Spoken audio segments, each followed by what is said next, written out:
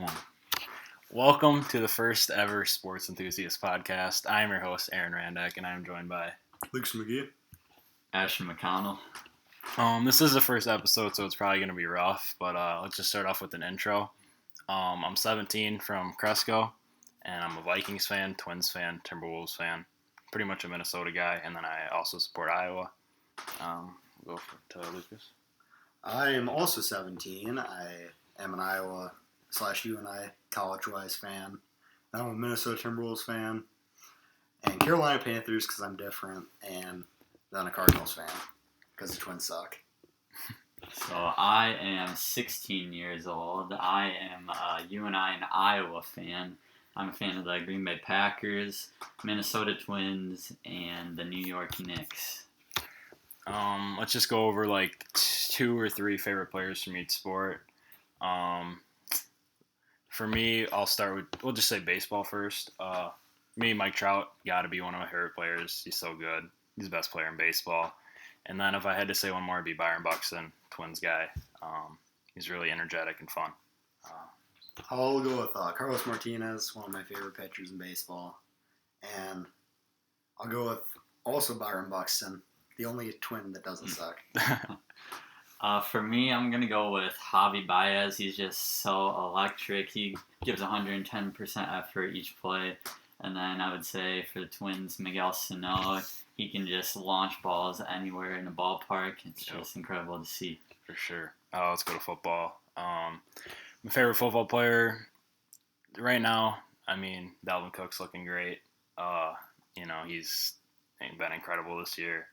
And then, honestly, Kirk Cousins. I'm a big Kirk Cousins defender. So, Lucas? Huge Cam Newton fan, regardless of the shoulder problems, the foot problems, whatever's going to be tomorrow, if I'm being honest. TJ Hawkinson, loved him at Iowa, love him in Detroit. He's an excellent athlete and does everything well. And for a defensive player, I'll say Tyrann Mathieu. Huge fan ever since LSU. I followed him everywhere. He's just hard worker.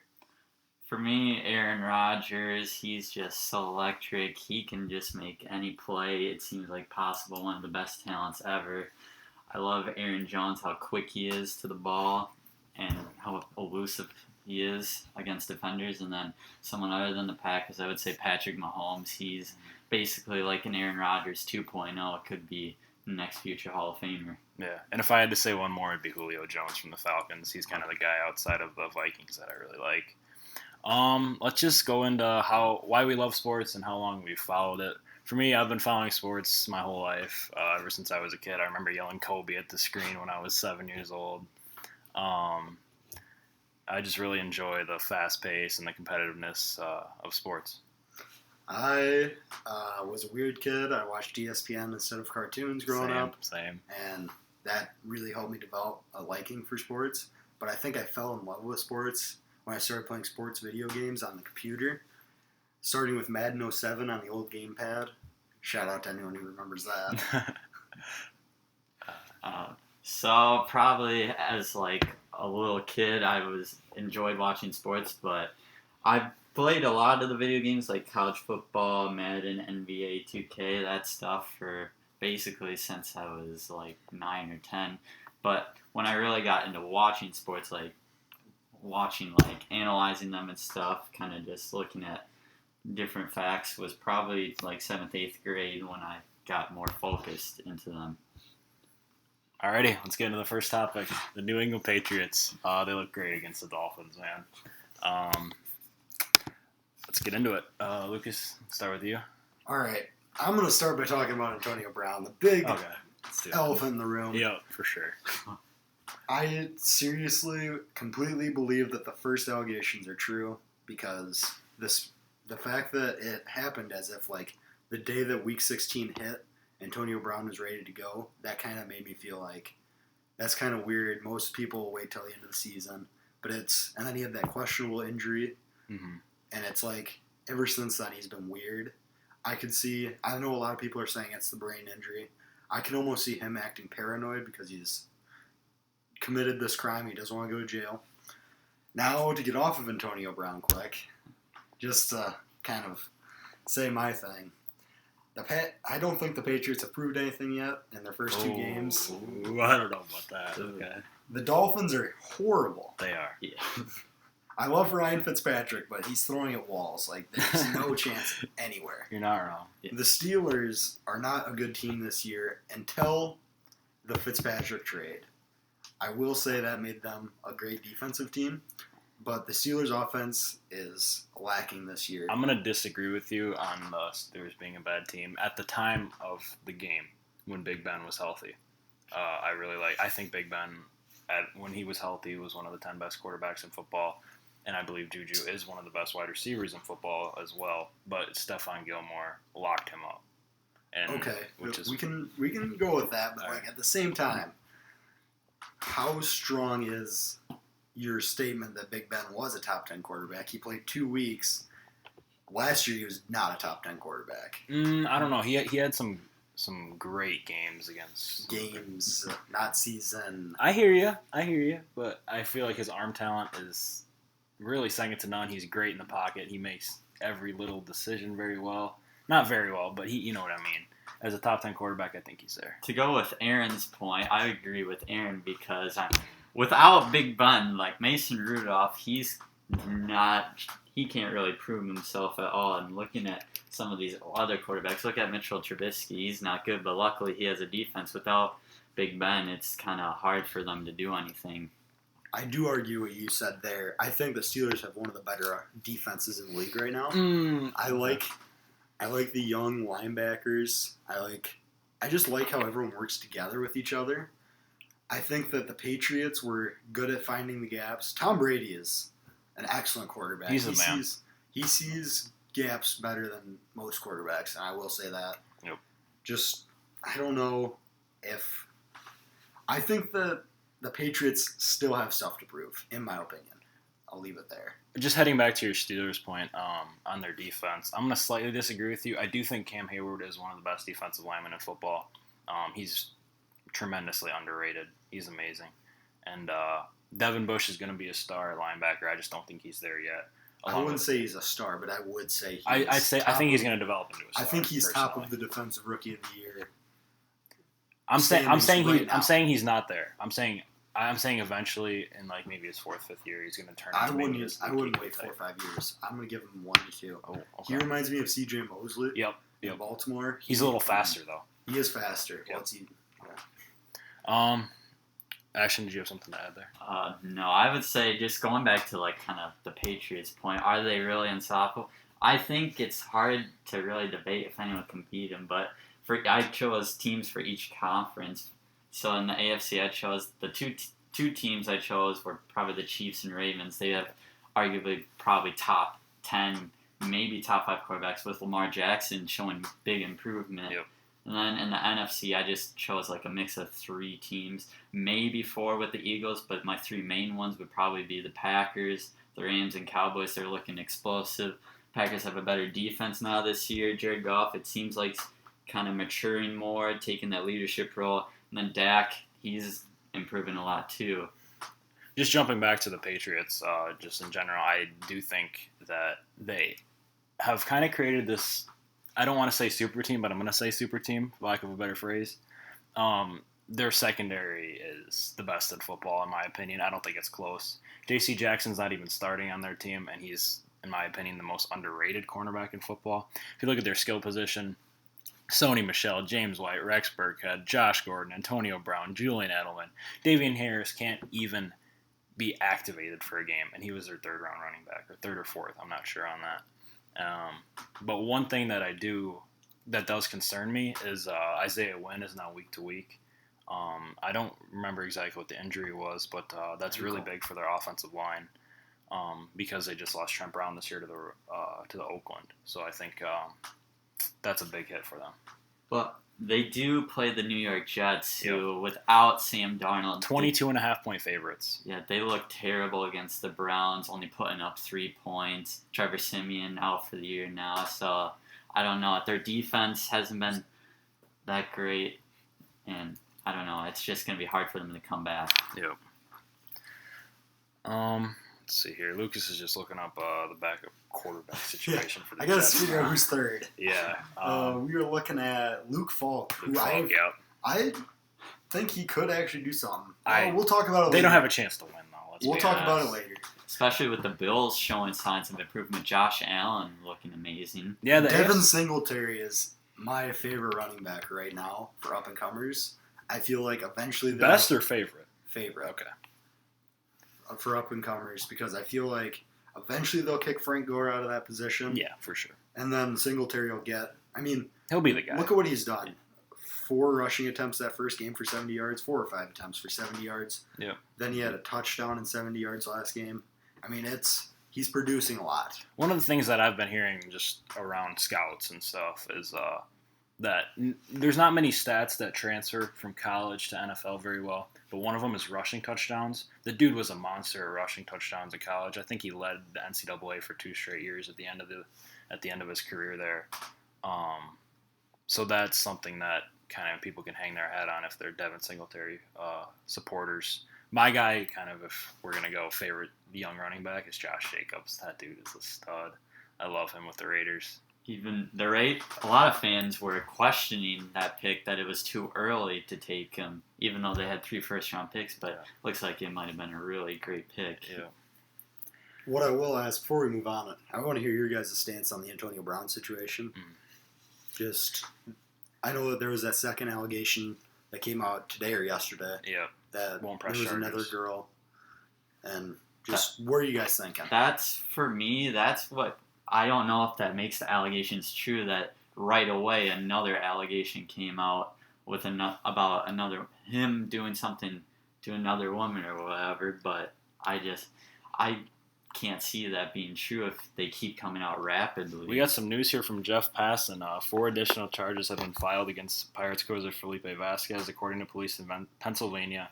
The victim told police that when she was 13, she met Vasquez while he was in a bullpen at PNC Park and has communicated him via apps and text messages. If that's true, Jeff Passan's a good reporter. I believe he's with ESPN. If that's true, that's disturbing stuff. Yeah. For sure. But to get back to the point, Antonio Brown, I don't really know what to think with him anymore. Yeah. I feel like there's something going on mentally. I don't know if it's CTE. I mean, it's literally impossible to know at this point. But those allegations, if they're true, that makes me lose a lot of respect for him as a man. And yeah, I think that's just completely wrong if those are true. But if those aren't true, then that's on the women, and I think they should be held accountable.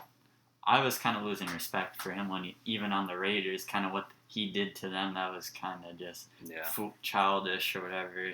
I mean, he wanted money, and they gave him the money, and then he doesn't want to play there. That just seems... I think my start of dislike for him happened at the end of that Steelers time. Yeah. Juju collected that suspension after hitting Vontaze as hard as he could. Yep. I mean, that was one of the dirtiest hits I've seen in a very long time. Juju does this for him, and then Antonio Brown, right after, starts blowing up about how bad of a person Juju is. Yeah. That's kind of what's convincing me that he wanted to show how badly he wanted out of Pittsburgh, and I feel like there's something there. I don't know. Maybe it is just his mental injury, but I don't know. And I feel like that when Juju got Team MVP, which is really a meaningless award, but when Juju got Team MVP, that kind of upset Antonio Brown tremendously.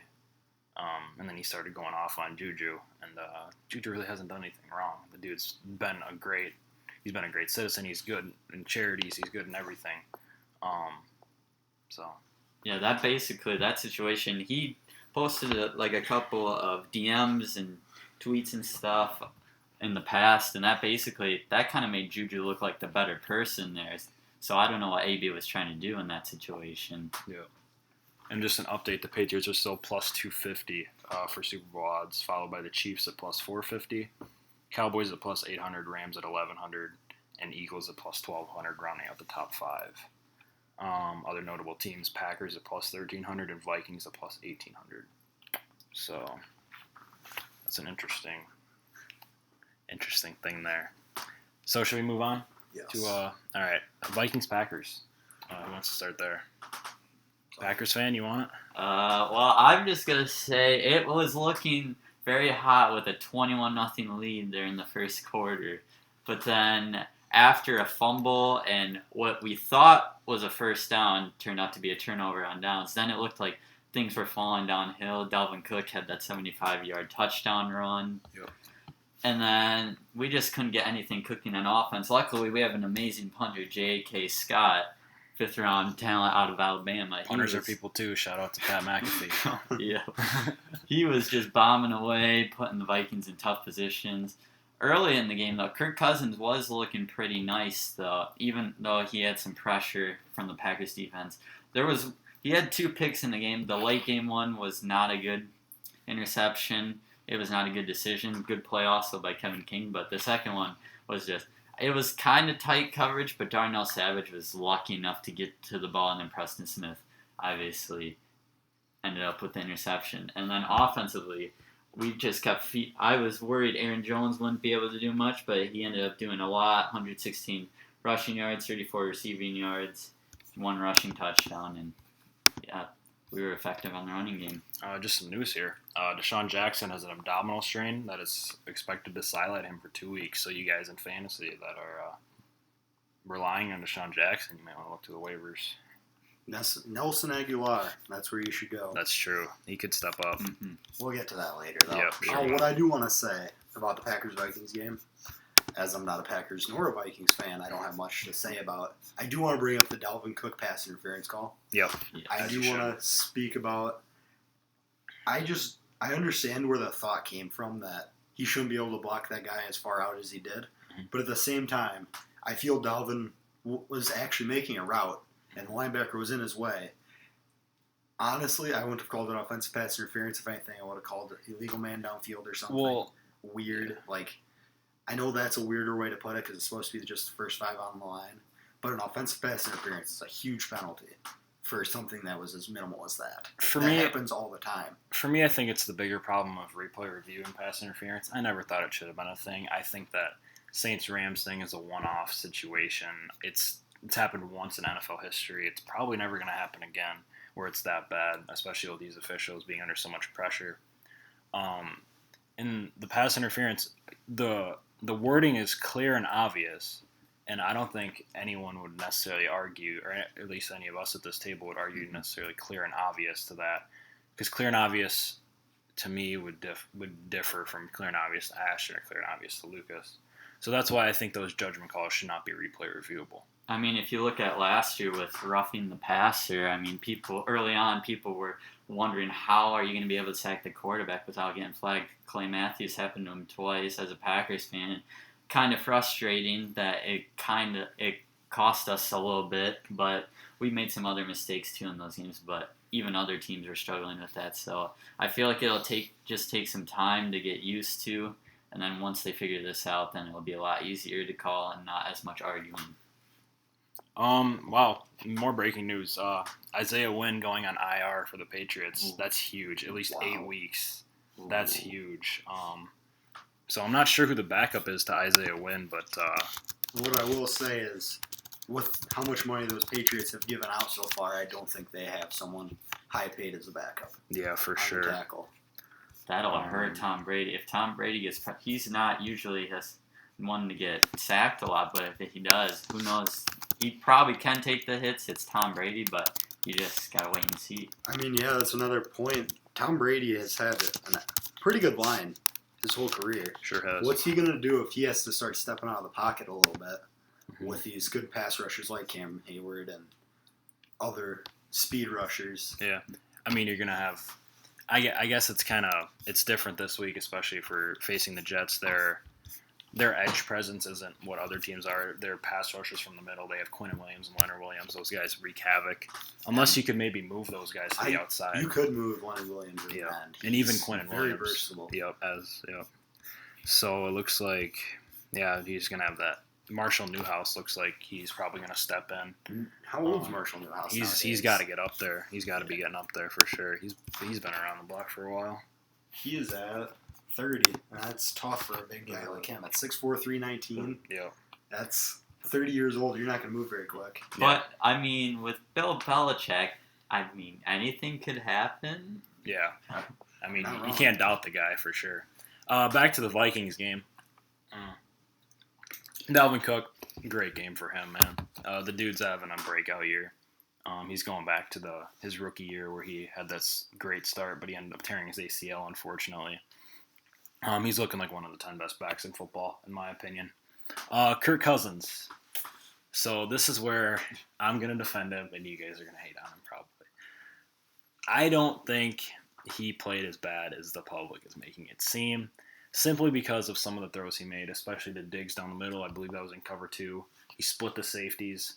That was a big-time throw. Big-time throw. The pick was bad in the red zone. The pick was bad. I'm not going to deflect blame. I don't like how Diggs called for it, but How many passes did Cousins throw? 32. He didn't even... It's a 32-pass game. He made a few good ones. There was a lot more bad ones that you're not showing credit to. I hear you. I understand he was a little more pressured than he's used to. I don't know. I didn't like him in Washington. I certainly don't like him in Minnesota because he doesn't really fit a Minnesota scheme. I don't know. I don't like Cousins very much, so I should probably just back away at this point because I could Then go again, off, but not now. Then again, the Vikings O-line has kind of struggled, kind of like the Packers' interior O-line. Brian Bulaga and David Bakhtiari have been phenomenal, but like Lane Taylor, I think he got benched for a few drives or whatever because he was doing so bad, and so it's kind of hard for Kirk to make some open passes if he's getting hit all the time. Yeah. I guess I'll expand on the offensive line a little more. Garrett Bradbury did not have a good game at center. He had, I believe, 1 or 2 holding calls. Let up a lot of pressure in the middle to guys like Mike Daniels, Kenny Clark. On the edges, I believe Riley Reef started at left tackle. He wasn't doing anything well. Our O-line we had good run blocking, as we did in week 1. But our pass protection is just not there. That's one of the things that I've been kind of looking to instead of blaming Kirk Cousins. I think that he needs time. He is a quarterback that needs time. I'm not calling him one of the 10 best quarterbacks in football. I'm saying he's a slightly above average quarterback.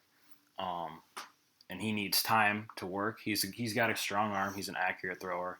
But he's not great under pressure. He's not great when he is being pressured. I mean, if you look at last year, he torched the Packers. That's because the Packers defense wasn't good at all. We didn't really make any improvements. I guess we were considered young, but this year, the game in Lambeau, we were actually able to get pressure on him.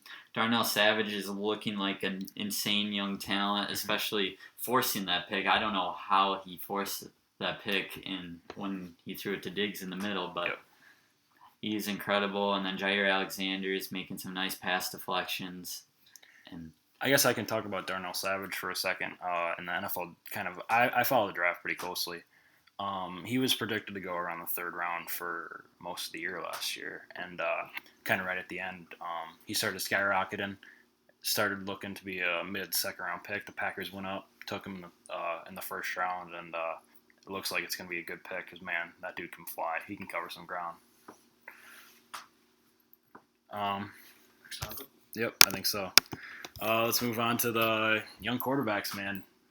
Lamar, Dak, even Mahomes, maybe we could expand on. I don't want to call Dak Prescott young by any statement. He is a running quarterback in college. He was a running quarterback. Yep. He's 26, so we know that he's on his rookie contract still, though. Yeah. If that's going to be your definition of young, because he's not going to have a long career. You don't think so? He's getting destroyed because he puts his body on the line, which I respect. I do not like Dak Prescott almost as much as I don't like Kirk Cousins. But what I will say is, if you want to talk about young quarterbacks, we should talk about the young quarterbacks as a movement. There's a couple of quarterbacks that I think should be starting. I mean, obviously, Drew Lock's hurt right now. I think he is better than Joe Flacco. I think Flacco is past his time. He should start collecting some backup reps, max. Like, it's it for him, in my opinion.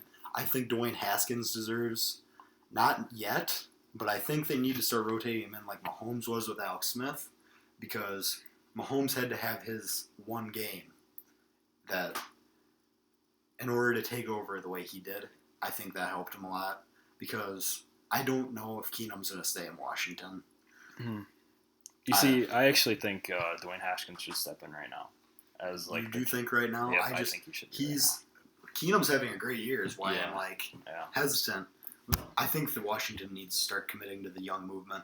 I think that Keenum might struggle a little more with Darius Geis on the IR. I know we've gone through a week of that, but it's hard to make all your adjustments to an IR injury in 1 week.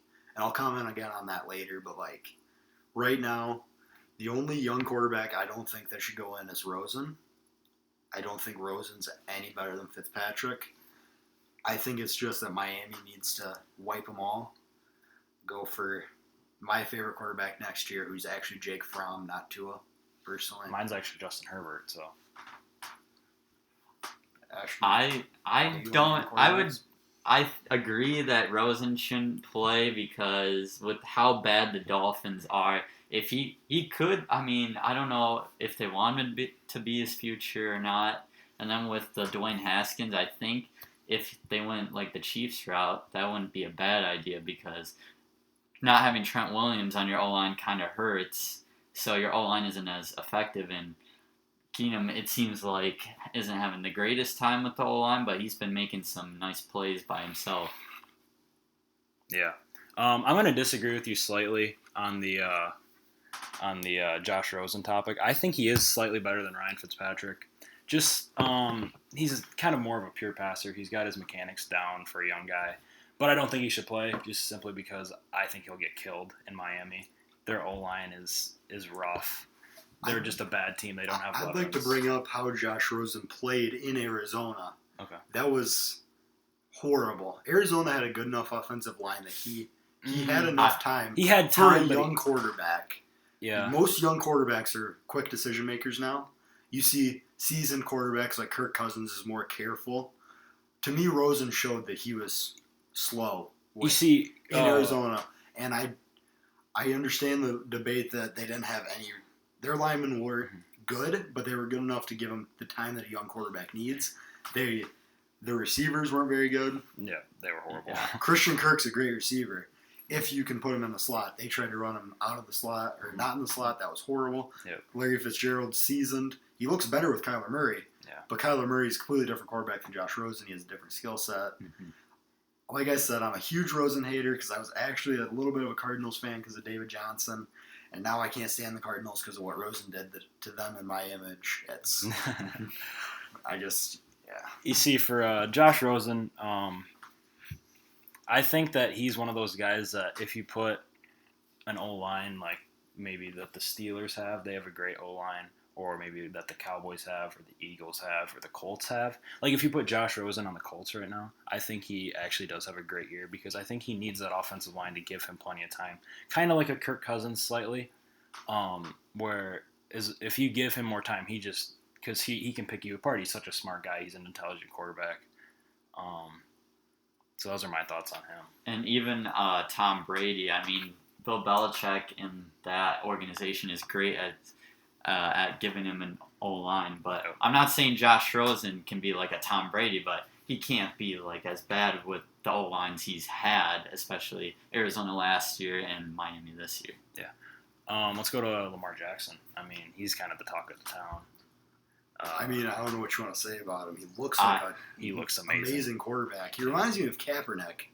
Yeah, he does. Most people refuse to bring up Kaepernick because of how he left the league and everything, which I think Kaepernick was a great quarterback in his younger time. I don't think he has it anymore. I don't think he had it towards the end of the career when he was complaining that people didn't want him because of his kneeling. I don't think he had it then.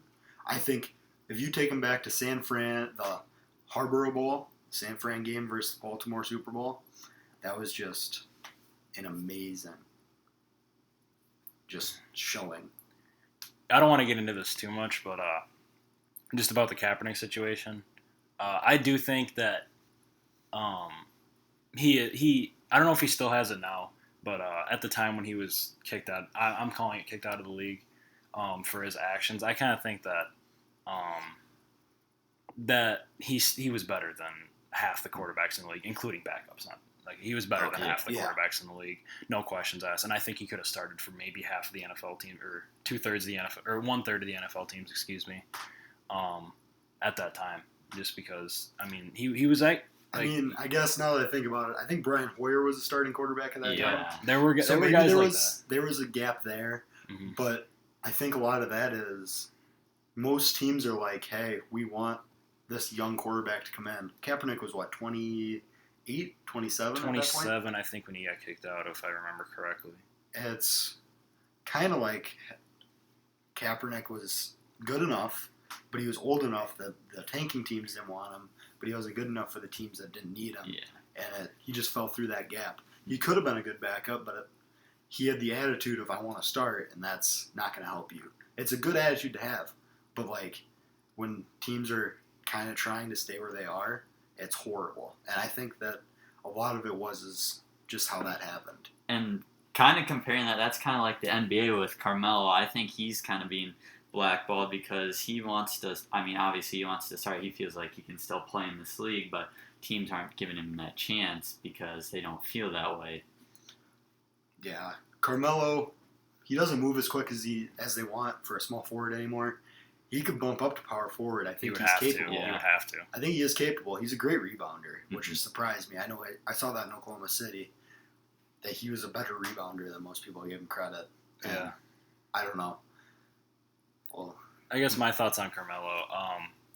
I really think the reason that they don't want him is just because of kind of the feeling that he gets. He's an inefficient volume scorer that doesn't play any defense, doesn't pass. You know what I'm saying? He does rebound well for being a majority small forward in his career, but I just feel like most teams would kind of stay away from those inefficient scorers that are only going to get 12 to 15 minutes per game.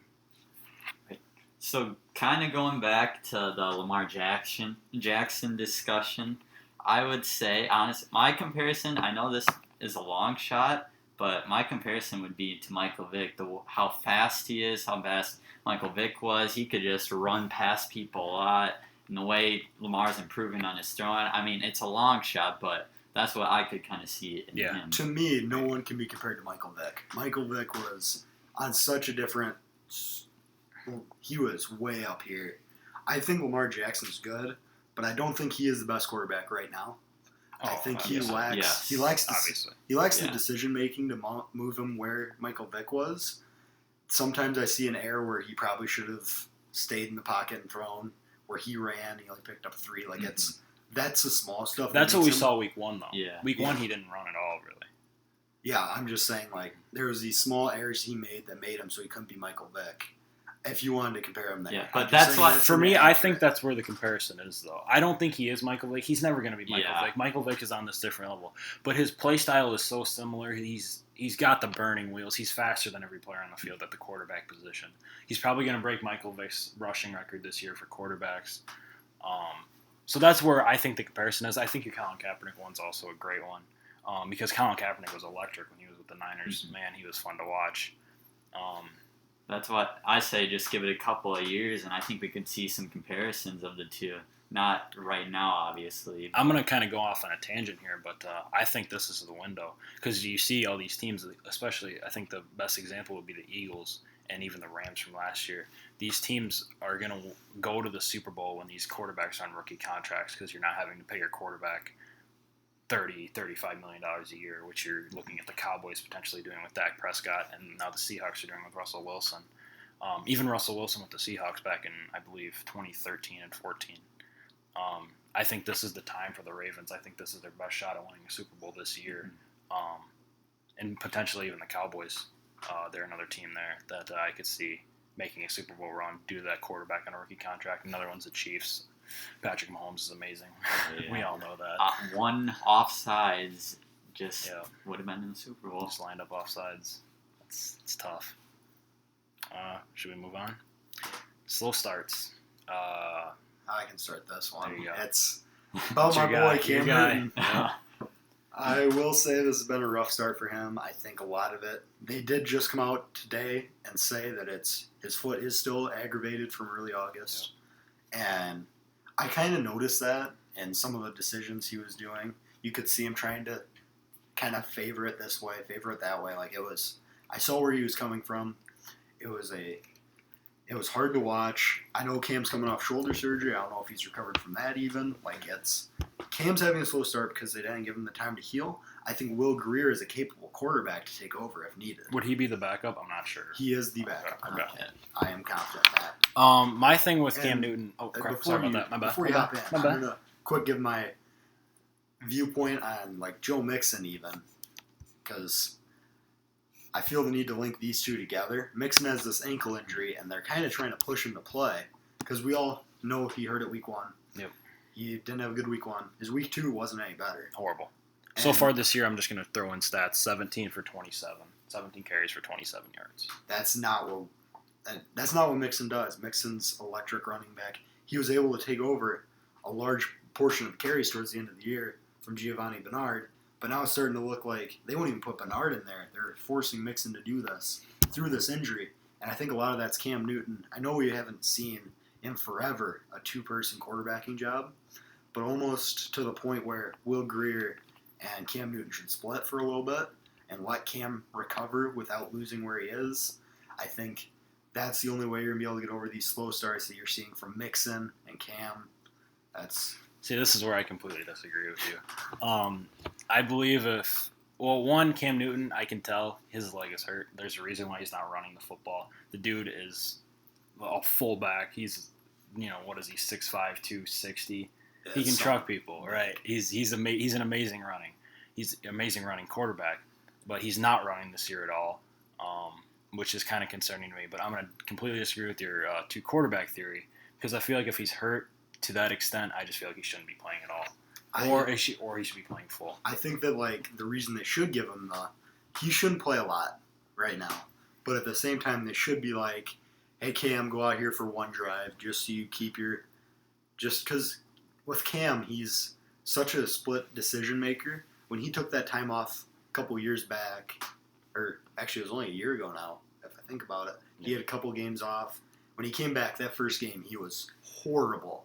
I remember it was one of the toughest games to watch as a Carolina fan. I hated watching every second of it, and a lot of it's because Cam's decision making relies because ever since Auburn, he has not stopped for a break other than his car crash he had. Mm-hmm. Which is one of the reasons I love Cam Newton, is that dude got in a car crash and he still walked out and played some football. I love Cam Newton. He's a hard worker and everything.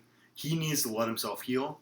And another reason I say they should go to quarterback is because Cam's work ethic is so intense, he won't let himself heal. And that's why we're seeing this foot injury, we're seeing this weaker shoulder, I think. Not to get on a tangent or anything, but it is my boy Cam Newton.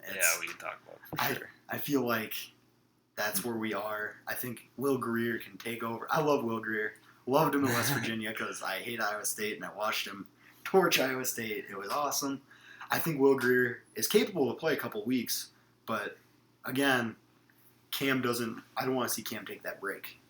So I completely agree with both of you about the Cam Newton situation. He just doesn't look healthy at all. But going to the Bengals situation, people forget this guy for the Bengals, Jonah Williams, their first-round pick. Mm-hmm. He is a big hit for them. They've already given up 9 sacks in the first 2 games, which isn't good at all. So, and they're AJ Green being out, that doesn't help at all. And especially with Mixon being hurt, they can just play for the pass because they can't really run it that well. So they can just play for the pass on them, on Andy Dalton, and you saw last week, 34-10. They struggled massively against the Niners. Another guy to look out for on that offensive line that's injured is Billy Price. He was at that first to second turn a couple years ago. I'm not sure which round he went in, but he was really good at Ohio State interior offensive lineman. Mostly played center, I believe. But yeah, he's a really good player. I was really high on him out of the draft. But I believe he's also hurt, which is a big hit for them. Should we move on? Alrighty, we're going over to baseball. Let's talk about the Twins for you boys. The Twins locked up the AL Central. Looking to lock up the AL Central. They've locked it up, let's be real. Yeah, the Indians are cold right now. I'm going to I won't give my too many opinions on this because I'm sitting at the table with two Twins fans. I don't want to get shanked or something crazy. I like how deep the Twins have looked. There's been times when I turn on a Twins game and I don't even know who's in, but the guy's doing great. Like their team's deeper than most, a lot deeper than the Cardinals. I'll tell you that. Yeah. I do like Byron Buxton, as I've said before. He's so electric. He is out right now. He's out for the year. Yeah, the rest of the year. That will hurt him a lot. Mm-hmm. You'll see a lot less energy on the team. But I still think that team's so deep that they'll be able to push themselves in. Mm-hmm. All you guys. Something that still concerns me, though, with them is the pitching. The bullpen, I think, has gotten a lot better, but the starting pitching, I mean, Jose had a great outing yesterday against the White Sox, but, I mean, everybody else, they've just kind of been struggling, and you don't know really who can trust. The guy who we could trust got suspended, Michael Pineda, so I don't know how we're going to have that go in the postseason. Yeah, obviously I'm a huge Twins fan, and it kills me to see Byron Buxton out. Obviously, our magic number is 8 for to lock up the AL Central, which means 8 of either Twins wins or Cleveland losses. Let's see. I think that the Twins' offense is it's amazing. I mean, I believe we still have the lead in homers versus the Yankees, which is a super close race. Mm-hmm. Nelson Cruz has had an amazing year for being, I believe, what is he, 38? Yeah. 39. Yeah, he is crazy. 996 OPS at the time of this recording. We're recording this on Tuesday, September 17th. Yep. Nelson Cruz is 39. Luis Arias having a great breakout year. Only 22 years old, which is insane for him. I looked this up one time that he actually hits more opposite field. He has more opposite field hits than he does pull hits, which is astounding. That's kind of like a Joe Mauer type thing. Yep. And it's just, for me, it's the injuries. Kepler's been banged up really lately. Cron's kind of been a staple from now on. Especially with his thumb. He hasn't looked right since that. Yeah. Cron, actually, to go on a little tangent, is he's actually been one of the most unlucky hitters in baseball this year. His WOPA, which is like kind of how good you are, is much higher than his than his normal traditional stats. He's also one of the leaders in barrel percentage, which is a key stat for these kind of home run hitting teams. So that's kind of why he's staying in the lineup. That's why he's been a staple in the lineup this whole time. And at catcher, we got to talk about Garver. The Garv sauce has been amazing. If he was qualified, he would be the league leader in at-bats per homer, actually, which is under 10, which is just astounding. Mike Trout right now is the leader at 10.4. He would be around 9.7, I believe. So, yeah. And can I bring up my man my favorite player, Miguel Sano? People, when he came back from his injury around May, he was struggling early on, and people wanted him gone, and I just supported him. It was early on, just had to get used to it. And right now, he's about to be the 5th Twins member with 30-plus home runs. Mm-hmm. And at the plate, he's had a lot of walks again, over 50 walks. He has had over 100 strikeouts, but, I mean, he's gotten better plate discipline and not chasing no wild pitches. Yeah. Sano he's amazing. His at-bats per homer would be around 11.5, which is really good. I think that'd be 3rd on the team behind Cruz and Garver. So I think let's probably skip along here. I'll make one more comment about the Twins. I'm going to kind of pretty fast backtrack. I'm going to go over to Pineda. I liked Miguel Pineda. Not Miguel. Pineda, come on. Michael Pineda, right. Lucas. You know what? This is why I hate the Twins. A bunch of pricks. Their fans are a bunch of pricks. Anyway, keep going. I will say, when he was at the Yankees, he caught that first suspension. I kind of noticed he was going to be trouble. And he went to Minnesota, got another suspension. I'm just saying, I did call that. I said that 2 years ago. All right, we'll move on to the next one. Teams to beat in each league. I'll go first because I'm going to be nice and quick with it. Yankees, everyone knows the Yankees get stronger in the playoffs. That's the way it always is. They're hanging on by a thread still. Bronx Bombers. And for the NL, Brewers, Cardinals, Cubs, whoever you want to boot out. Probably not the Cardinals, but if that's who needs to be moved out, that's a very tight 3-team race. The team to beat is one of those 3. I don't know who it is. because I'm a Cardinals fan, I didn't want to mention one, and that's what I got. Ashton, you want to go here? So my AL teams, I just chose 2 division and 1 wild card. So Astros and then Twins and then A's. So breaking news here. C.J. Anderson released from the Lions. He's actually been taking some stats from Kerryon Johnson.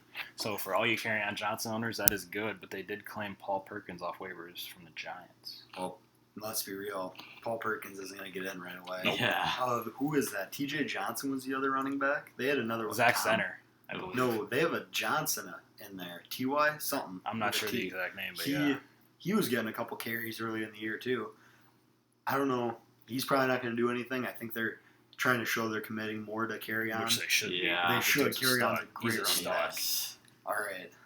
Let's get back to your point. Sorry. All right. So I chose 2 divisional teams and a 1 wild card for each league. So for the AL, I chose Astros offense, obviously, and then their pitching. They got Cole, they got Greinke, they got Verlander. Then the Twins, obviously, offense amazing, defense just spectacular. And then the A's, they got some spectacular offensive players. Matt Chapman, Matt Olson, just some spectacular players. And then for the NL, Dodgers, Braves, Cardinals. I mean, will anyone really beat the Dodgers? They're just all around amazing. All right. My team to beat in the AL has got to be the Astros. Their starting rotation is just it's absurd. I mean, you have Verlander starting game 1. You're probably going to go Greinke game 2, Cole game 3. It doesn't matter the order, to be honest with you. They're so good. You got Cole. I believe he still leads the league in strikeouts. Verlander's probably second. And then their lineup, too, you got Springer, Bregman, Altuve, Correa, who's going to come back hopefully soon because he's a great player. I just don't see how anyone beats the Astros in the AL. And for the NL, this is a pretty similar team to the Astros as the Dodgers. Their starting pitching staff. You got Ryu, who I believe is still in the ones for ERA. Walker Buehler, who's having a breakout year.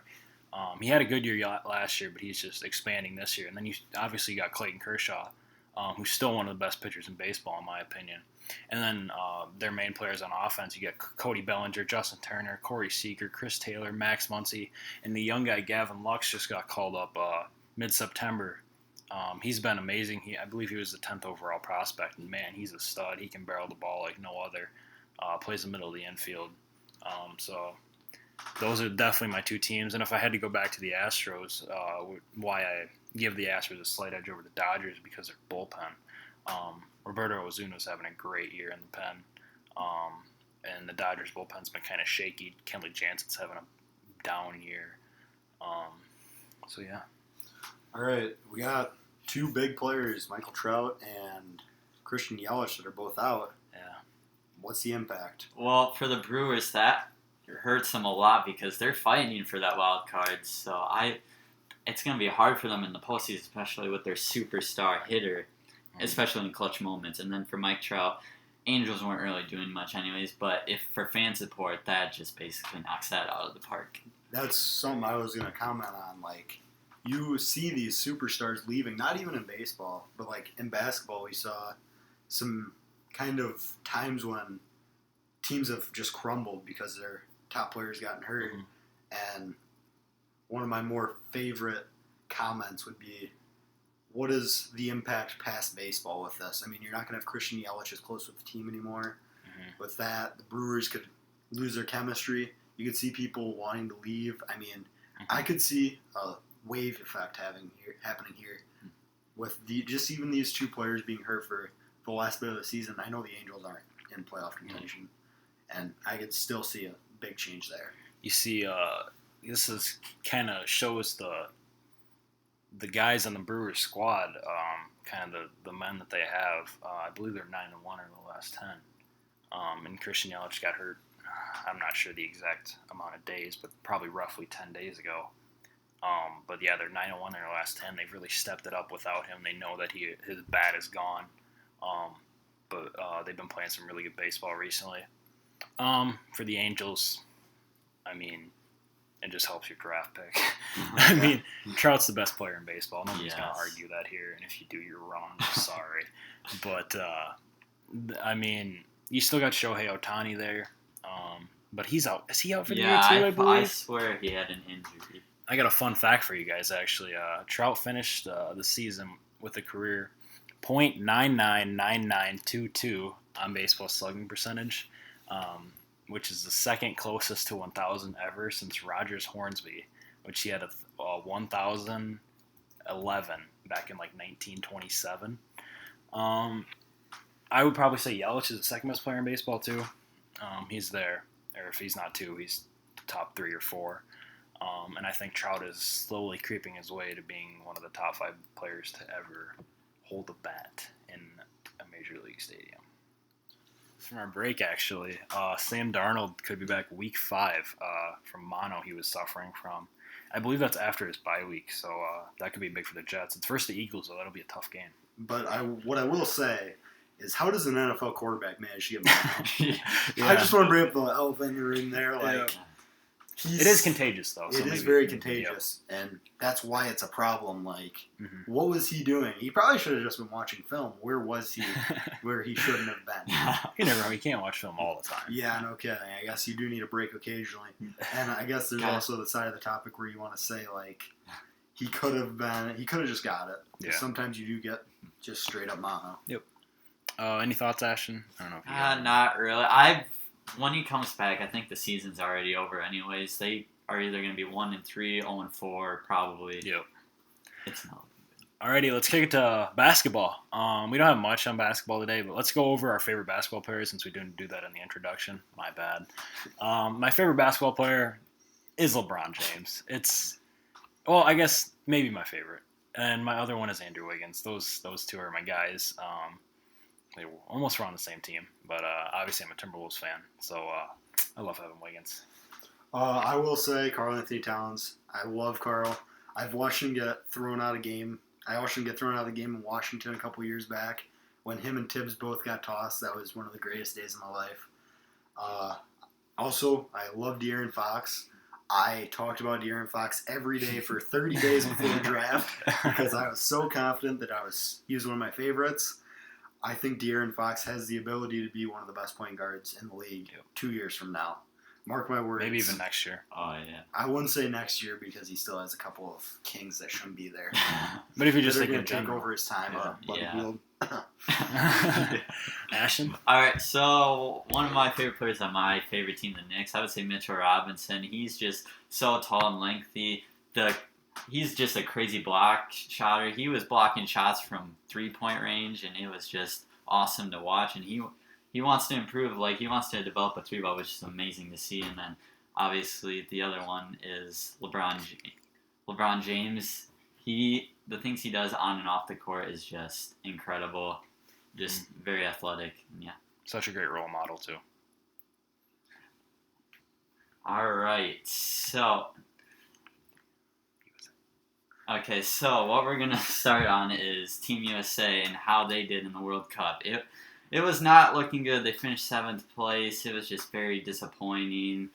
Wasn't really much players in it. They didn't want to get injured and just lazy effort, especially at end of games. They weren't very clutch. What I will say is, what kind of a roster are we pulling from America? I understand that we're starting to pull more like, hey, we don't want to get hurt during this time and everything. But let me just compare you a couple names quick, because I do have them pulled up on my computer.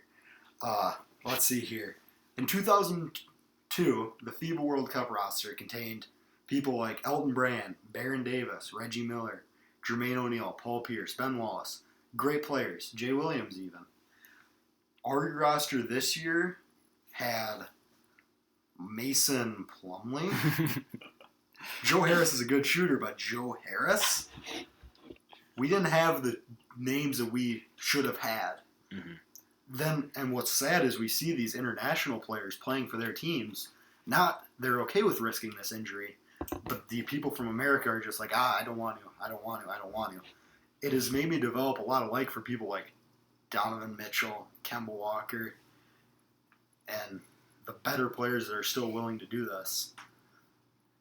Sadly, that's about all I can say. A Maybe lot of Jason Tatum. Yeah, a lot of these guys internationally are young though, because that's kind of the guys you see on Team USA are young guys. You see the Giannis's of the world, the Nikola Jokic's. Those guys are young players that are playing for those international teams. But for the Team USA, this is just an embarrassing performance. We can't be finishing 7th. We have the biggest basketball league in the world, the NBA, in our country majority, obviously.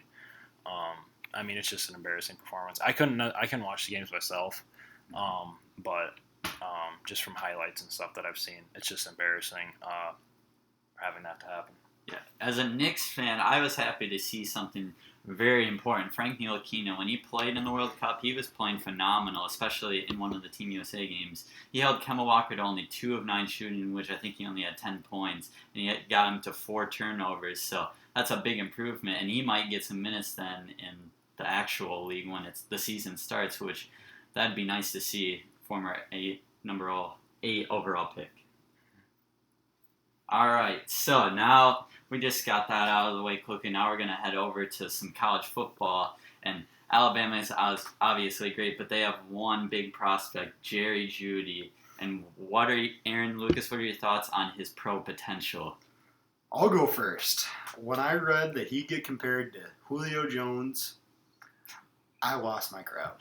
I'm sorry. It is hard to compare someone to someone like Julio Jones. I could see, if you want to rank him that high, cool. Let's say Amari Cooper, someone who's more not Julio Jones. I don't know if Jerry Jeudy has the ability to become a Julio Jones or someone of his play style. I see some small things that I don't see Jerry Jeudy doing. Not only that, how much is Jerry Jeudy actually doing?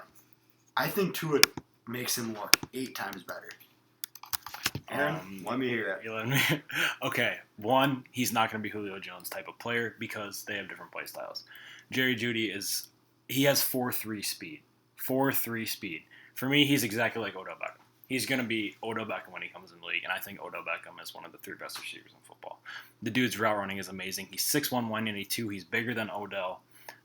He's got amazing hands. He's faster than Odell. He's got similar route running. I think Odell's is probably a little more polished, obviously, at this point because Jerry Jeudy's still in college.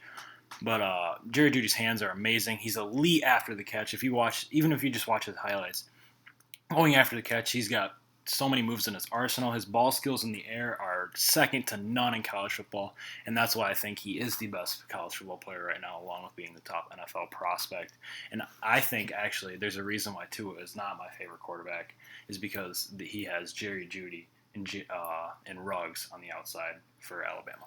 And I see where you're coming from with this Jerry Jeudy stuff, but at the same time, you need to realize that, Alabama has not played many people this year. He looked good last year. Looked great last year. He got hurt last year. Yep. I don't know if he's still at what he was after that injury. I'm seeing such a difference personally. I hate watching Alabama football with a passion because some of the stuff that happens is not what I want to. Sorry. Alabama pays their players. I'll say it. Okay. But Jerry Jeudy looks different than last year, and I don't know what it is. It's something that maybe it's the adjustments, the double moves. It's something that's different that makes me feel like maybe he's not going to be able to be what people are saying. If I was an NFL scout, I would just push away from Jerry Jeudy personally. He's giving me a bad vibe. I can go against the whole state or the whole country of America with that if no one wants to believe me. But if in 3 years he's out of the league or something, I'm just going to say I saw it coming. Is that a prediction? Oh, that is not a prediction. Okay. I'm just making saying that I'm on the side that if it happened, I wasn't all over Jerry Jeudy like you guys. And I think where your Julio Jones topic comes up, you're saying people are comparing him to Julio. I just think people are saying he's the best prospect since Julio. He's not going to be Julio Jones type of player because Julio is such a physically imposing guy. Jeudy has good size, but it's not Julio Jones size. Like I said, he's going to be more of an Odell Beckham. Yeah, I feel he lacks weight to be kind of Julio style. Yep. That was one of the things, as I said, that I had wrote down that I wanted. If Jerry Jeudy wants to be where they were saying, where I was reading, because I did read a couple articles where they did say he was going to be the next Julio Jones kind of player. And I knew he was more of a speed, which kind of confused me, but he needs to put on a little more muscle mass. because even though he'll sacrifice that speed, he'll win more jump balls and stuff in that situation. I hear you, but I think his hands are elite. His hands are elite. His hands are completely elite. are with you on that. Which is why... But he's not going to be able to body with these in the goal line. Yeah, but if you see these Odell Beckham type receivers, which is... I kind of keep bringing up Odell Beckham because he just reminds me so much of Odell. Their route running is what separates them from the competition, along with their hands and their ball skills. Jerry Jeudy's ball skills aren't as good as Odell's. Odell can high point the ball like no other than like maybe Julio and Calvin Johnson type of guys. But Odell, I love the way that he plays, and which is why I'm a fan of Jerry Jeudy. He's my top prospect coming out. I don't know if he would go number one for me because you got these quarterbacks that kind of are sprinkled in there. But he's my top player in the draft. So, do you think though that he will go in the top 10? Yes. Go top 10 in the draft. Unquestioned. Even if he does bad at the combine and injury happens or whatever. When you say does bad at the combine, does that mean run under? Does that mean run like a 4.5? Because he's not going to run a 4.5. I would say there has been people that have done that though. They have had these ridiculous numbers and then got into the combine and ran a horrible time. Yeah, but he's not going to run 4.5. Let's be honest. He's gonna do better than Odell Beckham, especially from the 40-yard dash perspective. No questions asked. My point was like the catching and stuff, the route running and all those type of drills. How will he do in those? Who do they put against him? Is it? What do you mean? Is it prospect corners that go against him? No. Who? It's just random pro day guys. I think. Yeah. I'm pretty, from what I know, like especially like at his pro day, Alabama will throw like some random trainer out there. But I'm such a fan of Jerry Jeudy. I think the only way he doesn't go top 10, in my opinion, is if he gets hurt or he just does something bad off the field. Yeah, that's another thing I'd like to say is with someone with his exposure already, don't be surprised if you do see him make a slip up in an interview already. But he hasn't though, which is very impressive for a young man. But a lot of that normally happens around the combine. Yep. And let's just hope he doesn't end up like one of my favorite prospects last year, Montez Sweat, with some weird heart condition being discovered in the combine. Mm-hmm. Something weird like that. I love Montez Sweat, and it broke my heart to see him go. Getting off the Jerry Jeudy topic before Aaron punched me in the face. We'll move on from there. All right, so going back to college football, there are a lot of great teams in the top 10, but I just wonder who's going to be the first one soon that will fall out of the top 10. For me, it's Florida. They just lost starting quarterback Felipe Franks. I don't really have much to say on this topic. I don't watch much Florida games, but they did just lose their starting quarterback, who has been good this year and was good last year, I believe. He started last year, right? Yes. So he was good last year as well. So that's really all I got to say on that. All right. Well, you guys ready for a review? Because I got 3 games that are going to have us lose top 10. Sorry about that. My bad. I believe Florida's going to lose to Auburn in 2 weeks. All right. I got 3 right now. There's a Georgia-Notre Dame matchup coming up. Yes. We'll see Notre Dame lose indefinitely. They're going out of that top 10? Yes, they'll slide out. Okay. There's a lack of offensive firepower to match up with the likes of Fromm. I'll just say Fromm straight up. DeAndre Swift. I did have Swift down. I'll also say Florida, not going to lose to Auburn, but will lose to Tennessee. Oh, really? They are very rattled after that Kentucky game. I hear you. There's no way they're not. I mean, they should have lost to Kentucky. Mm-hmm. The fact that their running back ran it in, I really wish that Kentucky could have let that into overtime. Because you're taught, hey, if there's 5 seconds left on the game, you get your first down, you drop. He went all the way to the end zone. If he was, I don't know who the guy was, but if he was an NFL prospect, I'd just drop him off my board instantly. Lastly, I'm going to say Auburn has a hard matchup with A&M. Yep. They'll win. And one more game, Utah and USC. Unaware if you guys knew that Utah is actually number 10 right now. Yeah, They are losing this week. I see 3 top 10 people dropping out. I actually think Utah. Utah can win. For all the games I picked, you basically said all 3. I noticed Utah was 10, and USC is never an easy opponent, especially on the road. So it'll be interesting to see what happens there. I guess I'm a slightly bigger Utah supporter than you guys. I think their defense is really good. I think that the quarterback out in USC is. I forgot the Utah's quarterback's name, but he's actually he's looked good these past year or two. And I will say, if Utah does pull this off, they're probably going to go undefeated because they play in a softer conference. Yep. Nothing against the great conference of Mountain West or whatever the hell it is. They're in the Pac-12. Cool, I don't care. It's not a true conference. We'll get to this when we start talking more about the playoff, which is actually going to be in our next topic. So I'll start that. So, I mean, there's so many great top 10 teams, but is there really anyone that can take down Bama and Clemson? I mean, they're so amazing. I mean, if you'll give it to me first, Oklahoma and Jalen Hurts look really good right now. I think Jalen Hurts is going to continue the transfer to Oklahoma Heisman streak. I've loved Hurts all year. I liked him a lot more than Tua personally. I thought Jalen Hurts was a good quarterback. He's not as good as Tua. That's not what I'm saying. Okay. I just like him more than Tua as just how he is. Also say Georgia, obviously. Fromm and Swift are amazing. And I'm going to say that whatever the Big Ten win is, the winner of the Big Ten is, they'll push hard. Mm-hmm. The Big Ten is strong this year. Mm-hmm. I'm going to shout out my boys in Iowa. We're looking nice. Yep. Knock on wood. Michigan's pretty solid still, obviously. Ohio State, J.K. Dobbins, or whatever the hell that guy's name is. Again, it's Justin Fields at quarterback. Justin Fields is pretty good.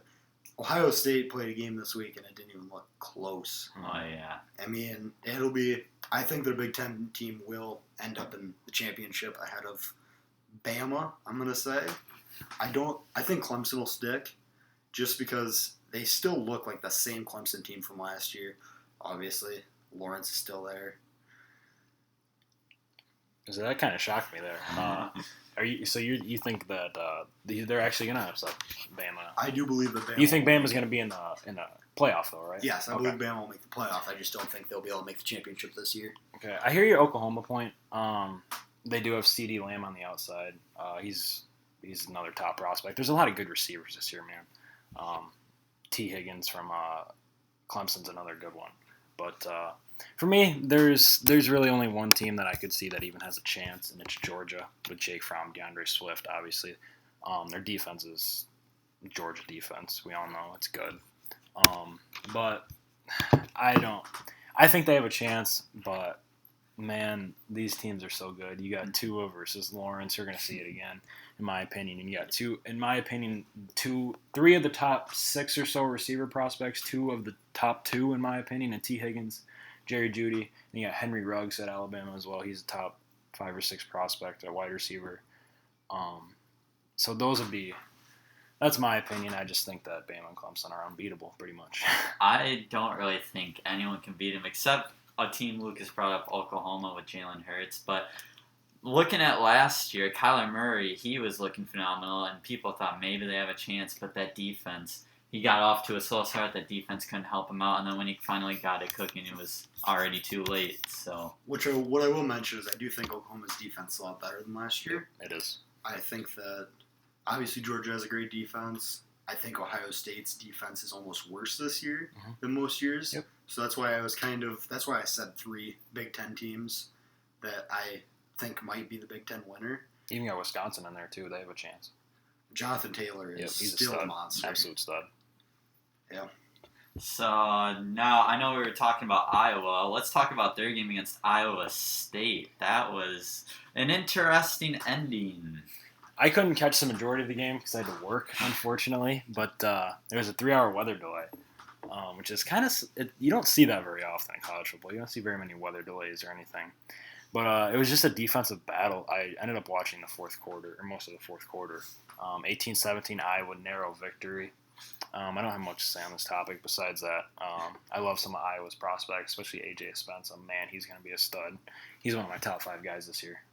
Yeah, I have A.J. going. Maybe even I could see A.J. pushing himself to number 1. Just depends on who's drafting. Yeah, pretty much. I mean, defensive end-wise, he's one of the best defensive ends in college football. Football, yep. He is. A lot of the moves that I don't know. I like his moves. I'm not going to comment a lot on him because, again, I'm very superstitious. You'll learn that pretty quickly. I'm not going to talk about it.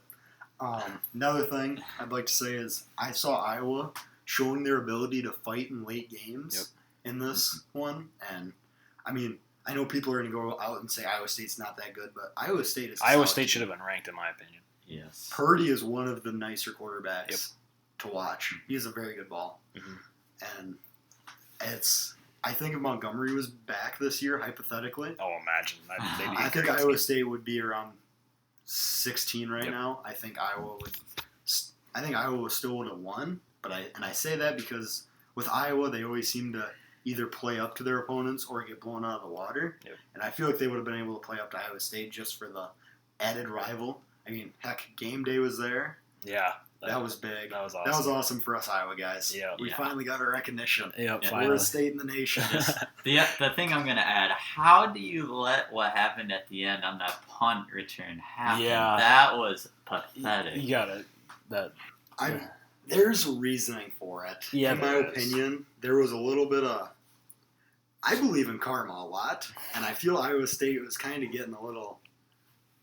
however you want to say it, and I wasn't surprised to see it happen is how I'll say it. Gotcha. Granted, I will be honest, I was not watching that play. I was outside getting my dog. My dog was outside barking at a deer. I walked back in and my dad was screaming.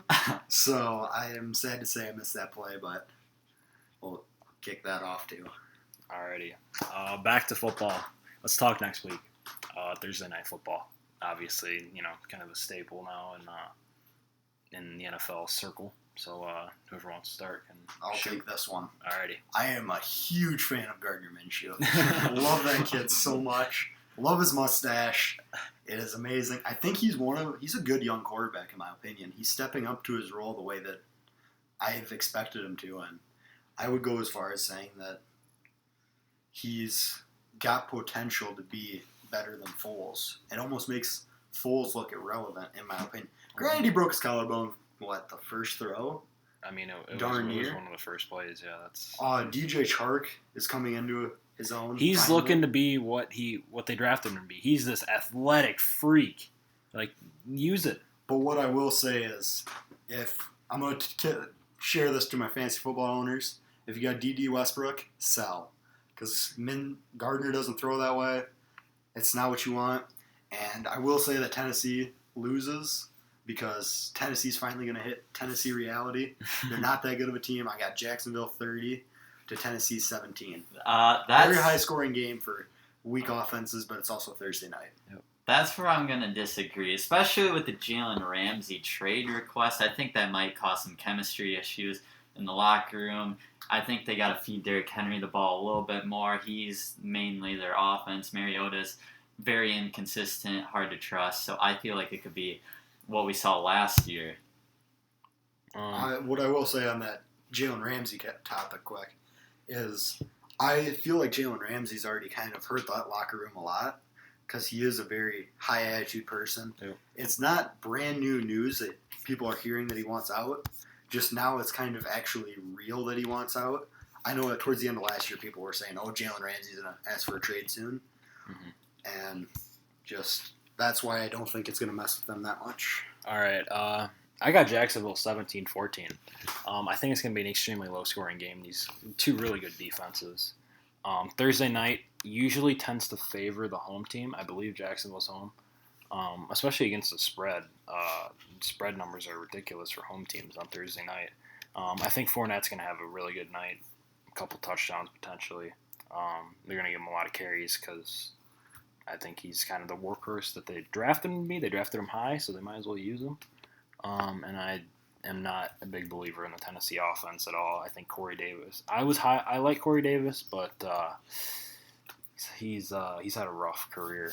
So I got 17-14 Jaguars at home. All right.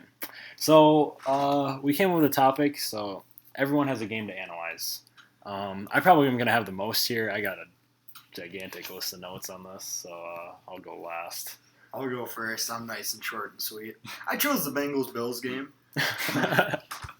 As I've said earlier, I love Devin Singletary. Love him a lot. I feel if he's healthy, I got Bills by 14-0 for the Bengals. The Bengals are going to have a bad week against the Bills. Bills win. Singletary 2 touchdowns. Go Bills. So my game is one of the big afternoon games, Texans at the Chargers.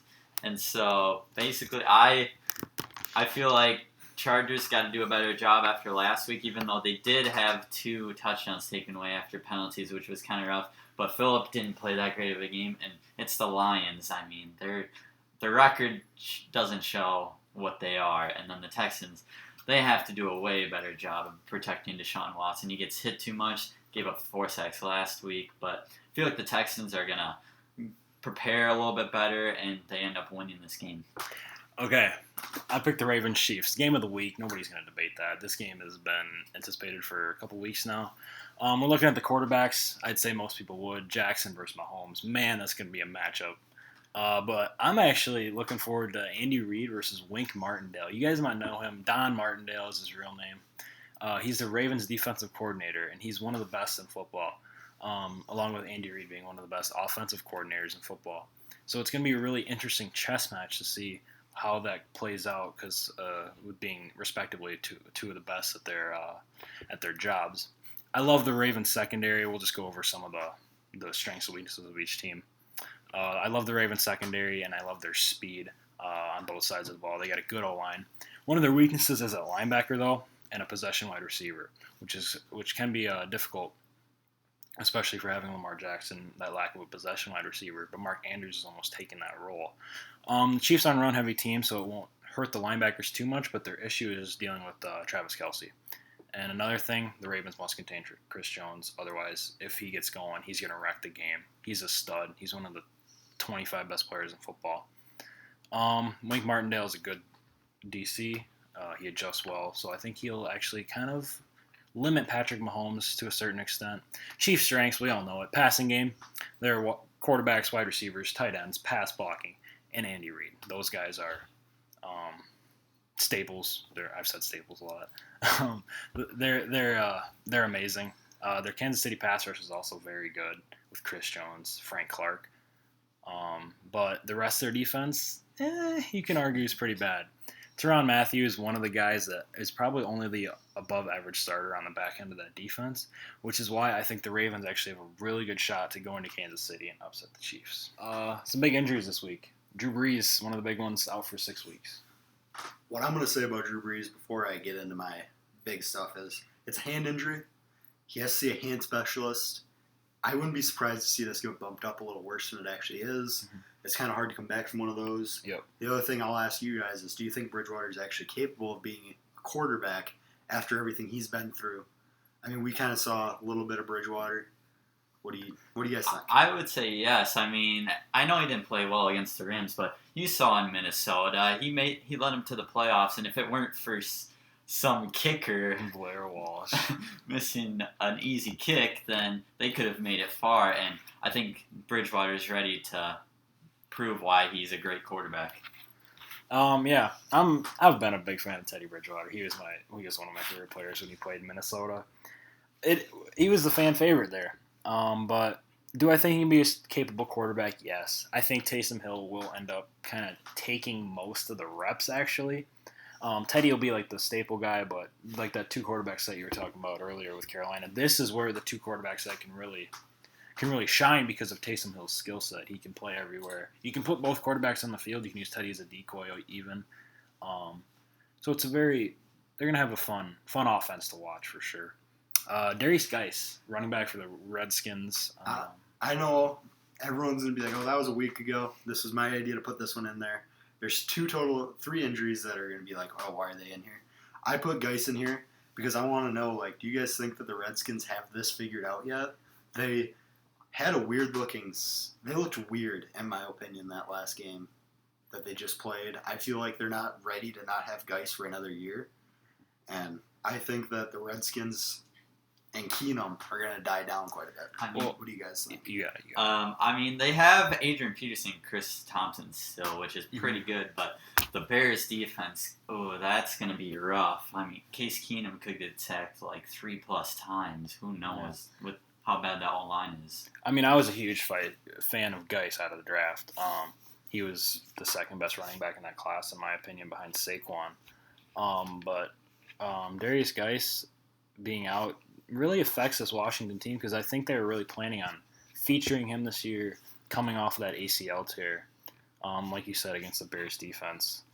Adrian Peterson, he can still hold his own. He's getting up there, but Chris Thompson's another good back that they have.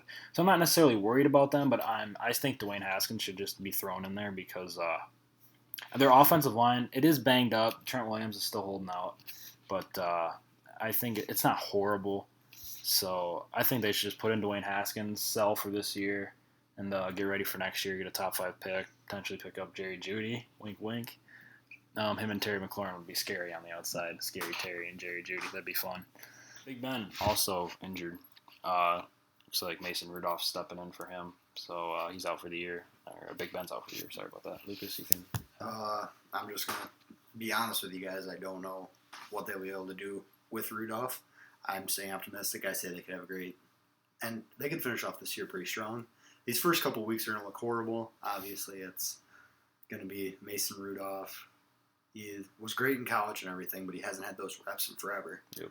It'll be interesting to see, Ashton. I think it'll just be really tough. You got the Ravens, who are off to an amazing start, and the Browns. I think they have a tough game against the Rams, especially on Sunday night, but those two teams are just tough to face. I don't know if they can overcome that. Yeah, and they definitely trust Mason Rudolph, though, because Josh Jobs was traded for a 5th-round pick for a reason, and they drafted Mason Rudolph with a 3rd.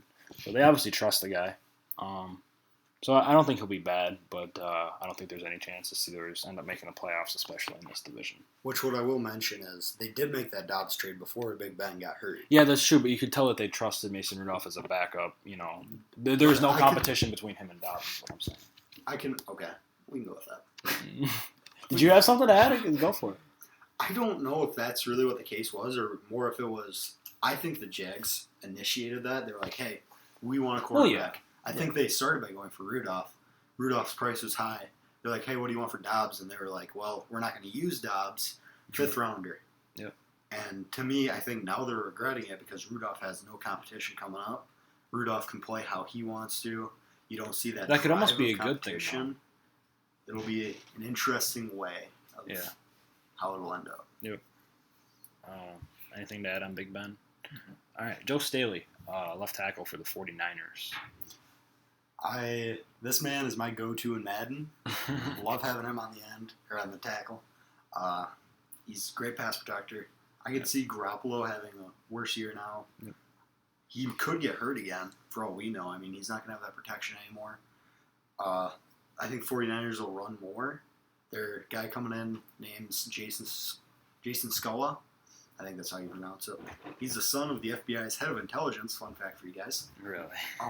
He's more of a run blocker from what I've read. And I can see them going to a run-first team, especially because they have 4 pretty decent running backs. Well, Tevin Coleman out now. Well, Coleman will come back soon. Yeah, but I think it's 2 weeks now. It's not very long. Okay. But Breida, Coleman when he comes back, Raheem Mostert, and Jeffrey Wilson. And McKinnon's there. Yeah, McKinnon's there. But he's IR'd, so we won't worry about him. Yeah, so I think it'll hurt Garoppolo. He's not really a scrambling type quarterback. I mean, he came from Bill Belichick. But like you were saying, they could go with how many running backs they have, good running backs. They could go to a run-first offense, and that might power their way through maybe to a playoff spot. Who knows? Which I almost think they should because their wide receivers are not up to par. Marquise Goodwin's okay. Dante Pettis is okay. But, yeah.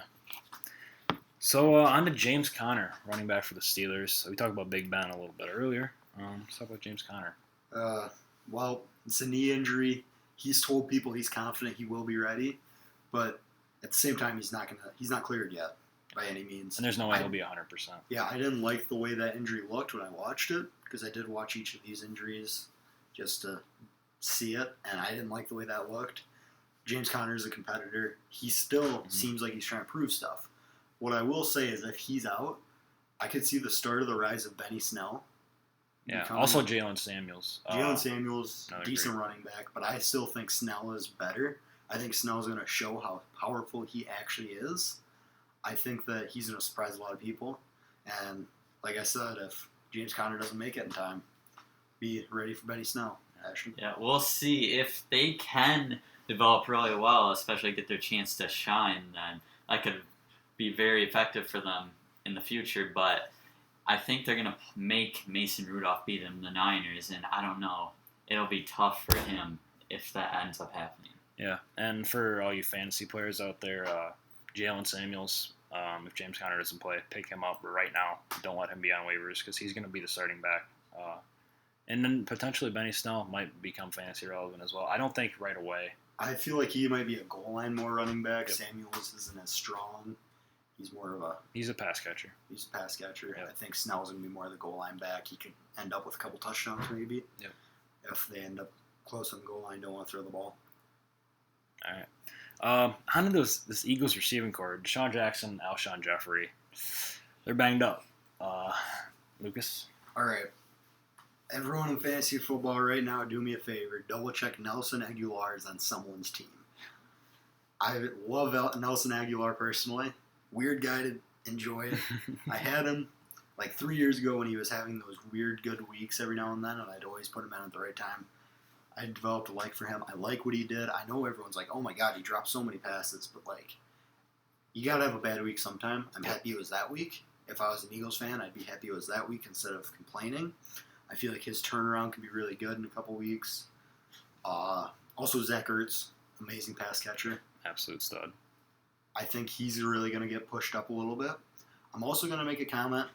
Miles Sanders, be ready for him to be forced to emerge. Mm-hmm. I could see them kind of committing to the run with all this injury.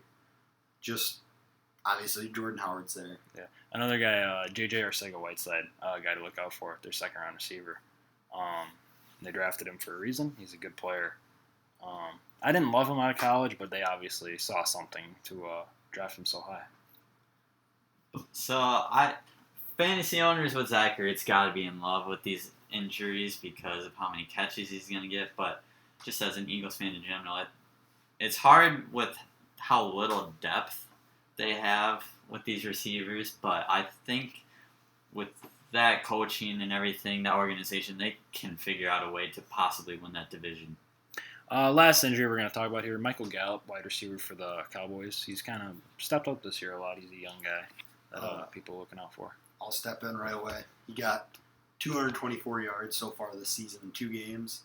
I know most people are like, oh, that's whatever.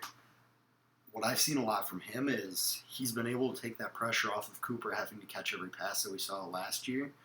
And with the pickup of Randall Cobb, it's shown that Gallup needs to really work hard to keep where he is. And because Randall Cobb is right on his rear for the depth chart position. I mean, they are hand in hand. Obviously, Cooper's ahead of both of them. It's making me see that Gallup's a competitor. How scary is this injury in Dallas, though? You're losing this guy that's taking pressure off Cooper and pushing Cobb to work hard. Mm-hmm. How scary is this for Cowboy fans? Yeah, but it's always good to have wide receiver depth. And looking at their schedule, I mean, they could need him. So obviously they play the Dolphins, but say he's out for the 4 weeks. They got Dolphins, then they're at the Saints, then they got the Packers, and then they're at the Jets. I mean, there's 2 not so very good teams, but there's 2 challenging teams which could be big, especially with the Eagles if they figure things out. I'm a fan of Michael Gallup, but I'm not as concerned with this injury because they run a lot of 12 personnel. For those of you that don't know, 12 personnel is 1 running back and 2 tight ends. And then if you say 21 personnel will be 2 running backs, 1 tight end. There's 5 skill positions, so you got to think if there's 2 tight ends, 1 running back, that means 2 wide receivers. You're going to have Randall Cobb, Amari Cooper, a wide receiver. So I'm not actually as concerned for this Michael Gallup injury just because of the offense that they run. But Kellen Moore is a little bit more creative than their former OC was, so it's obviously not good to have a player injured, especially a guy of the caliber of Gallup. Jalen Ramsey requesting a trade. I don't know what to think. Ashton, if you want to start this off, you can go for it. All I have to say is that Jacksonville team, ever since that loss in the AFC Championship game, things have just gone downhill. And Jalen Ramsey, each time in training camp, just doing something different. I don't know if the organization's really happy with that. But maybe Gardner Minshew will lead them to victory. What I'll say, I don't like Jalen Ramsey as much as most. I don't buy into it. Everyone's like, oh, he's locked down. He's scary. But at the same time, they got A.J. Bouye on the other side. What is he going to do if he has Janoris Jenkins, is my example? A slower corner, while very physical, but a slower corner, where Jalen Ramsey will be pressured to take the fastest player on the field at all times. Is Ramsey going to be able to keep doing what he does? I feel like he's getting more favorable matchups right now because he has a capable corner beside him. I think if he ends up in, well, I'll just say at Carolina. Actually, they have Dante Jackson. Yeah, we have Dante Jackson now. Yeah, come on now. This is good time for him. I can't even bitch about them right now. The Dolphins, if he ends up in Miami. Xavier Howard. I'm 0 for 2. The Giants. Janoris Jenkins. Okay, anyway, as I was saying, before I airballed twice, he's more of a, I don't know, I feel like if he doesn't get to have the good corner beside him, he could start to drop off. I don't know. It's where I feel, if in a couple of years he's not as good as before, that is my prediction, is that he will not be as good in a couple of years if he leaves. Well, I love Jalen Ramsey. He's either the first or second best cornerback in football, in my opinion. It's him and Stephon Gilmore for New England. And I'm just going to, might as well bring up the elephant in the room. If he goes to New England, if Bill Belichick calls Doug Marrone or Tom Coughlin probably, hey, Tom, I'll give you a first and third for Jalen Ramsey. How do you turn that down? You turn it down because if you're Jacksonville, you will not win a championship for 2 years. You need to think of it that way. I think Jalen will end up in the NFC. If I'm Jacksonville, I'm getting him out of my face. I'm getting him away from us because you don't want to have to see him before the Super Bowl kind of thing. Yeah. I know everyone's saying, oh, he's going to New England. I don't know if New England has the cap space to bring him in. They have that huge contract on Antonio Brown. Yeah, they would have to get rid of some players. Yeah. But what could happen... But it's Bill Belichick. He could make something happen. Obviously, illegal stuff could happen. I mean, who knows? AB could be gone if these allegations are true. But his contract can't be terminated. There's weird laws that are in place for that. Unless he does conduct detrimental to the team, which is what he did in Oakland. Yes.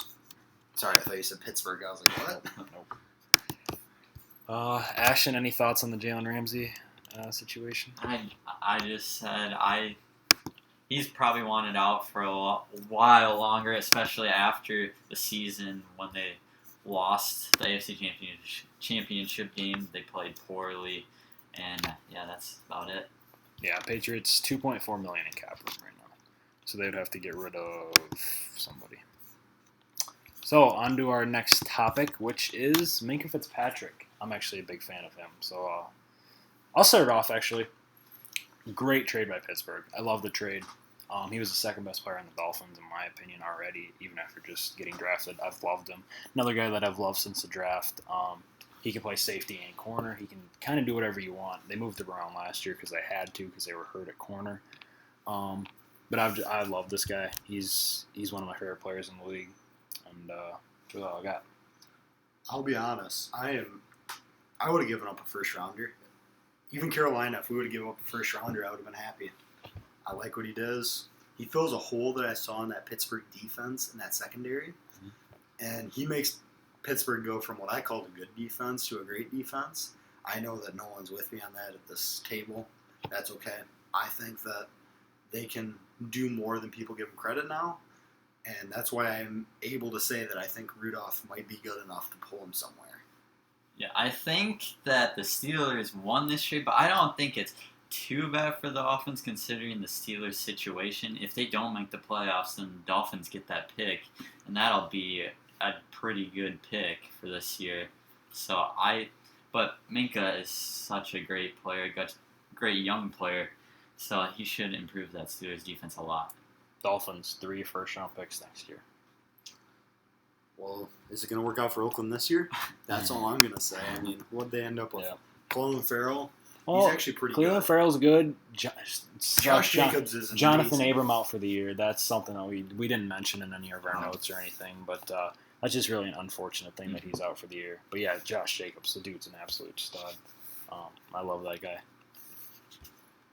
Now it's time for some chaos in New York. Daniel Jones is stepping in for Eli Manning. Writing was on the wall. He played great in preseason. They drafted him 6th overall for a reason. They wanted to get rid of Eli. I'm surprised that it was so quickly, especially with the Maras wanting to keep him around. But Daniel Jones' time in New York. Let's hear your thoughts. I think he's gonna have some ups and downs, obviously, when he starts playing. But I feel like you should have did it if you were gonna do it at the start of the season instead of 2 games after. Then it's just kind of like you're throwing the season down the drain almost because he's a rookie. I mean, we don't know what he's gonna do, but I feel like he played well in the preseason. I know it's preseason, but Daniel Jones, I feel like, can be mature enough to maybe become a good enough quarterback in this league. The reason why they didn't start him in the first 2 games, I would say, is probably because they played the Cowboys and Bills, 2 very good defenses. Now they have the Buccaneers and Redskins coming up. That's probably. I do argue the Buccaneers are a great defensive team. Great. Good. Okay. Vernon Hargroves is a good corner. He's gonna mess with Daniel Jones' head a lot. I will be the first one to say it. Daniel Jones is a bust. Will be a bust. I'd There's say gonna be that's a the slow opinion start. of the majority. Yeah. This is going to be a slow start. He's not going to produce. There's not a good enough receiving core for him, in my opinion. If you're in fantasy football, I'm selling on every Giant except Barkley. Evan Ingram. You're going to sell on Evan I'm selling on Ingram. I don't know if Daniel Jones is actually going to be able to do much. Part of that is because of him being a Duke quarterback. Yeah. Duke's not a football school, it's a basketball school. Yep. I don't like Daniel Jones the way that he is in interviews. There's something about him that chips at me. I don't know what it is. Maybe it's just a passionate hate for Duke. I'm not sure. But what I will say is I don't know what the Giants have at for wideouts coming up.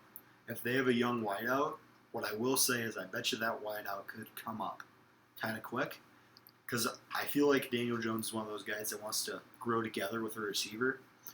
I'm just going by how he seems. I think that with Barkley actually being young, it could that he just wants to grow with Barkley. But I don't know if he wants to become good by himself. For me, that's Evan Ingram. That's why I am buying on Evan Ingram stock. When these new quarterbacks come in, they're usually going to target the tight end simply because he's their underneath guy. I mean, you have Saquon underneath, but most of the time you're going to use your tight end underneath. He's the biggest target on the team. He's probably the fastest target on the team besides Saquon at the tight end position, which is very impressive for him. So I'm buying all of my Evan Ingram stock that I can right now. I do have him on fantasy team for those of you that care. But for Daniel Jones, I want to see him succeed. I don't necessarily think he will, but I'm rooting for him just because of the hate he got. I think he'll still be a good quarterback. I don't think he'll be great. But, yeah, that's what I got. Ashton, you got any thoughts on Daniel Jones? No? The one thing I will say, that I found my receiver. Cody Latimer? Slayton. Oh, okay. Speed receiver out of Auburn. I totally forgot he was in New York. And what I will say is I can see him emerging in more of a, hey, Daniel Jones has been a backup. He's been working with the backup team. Darius Slayton is a backup.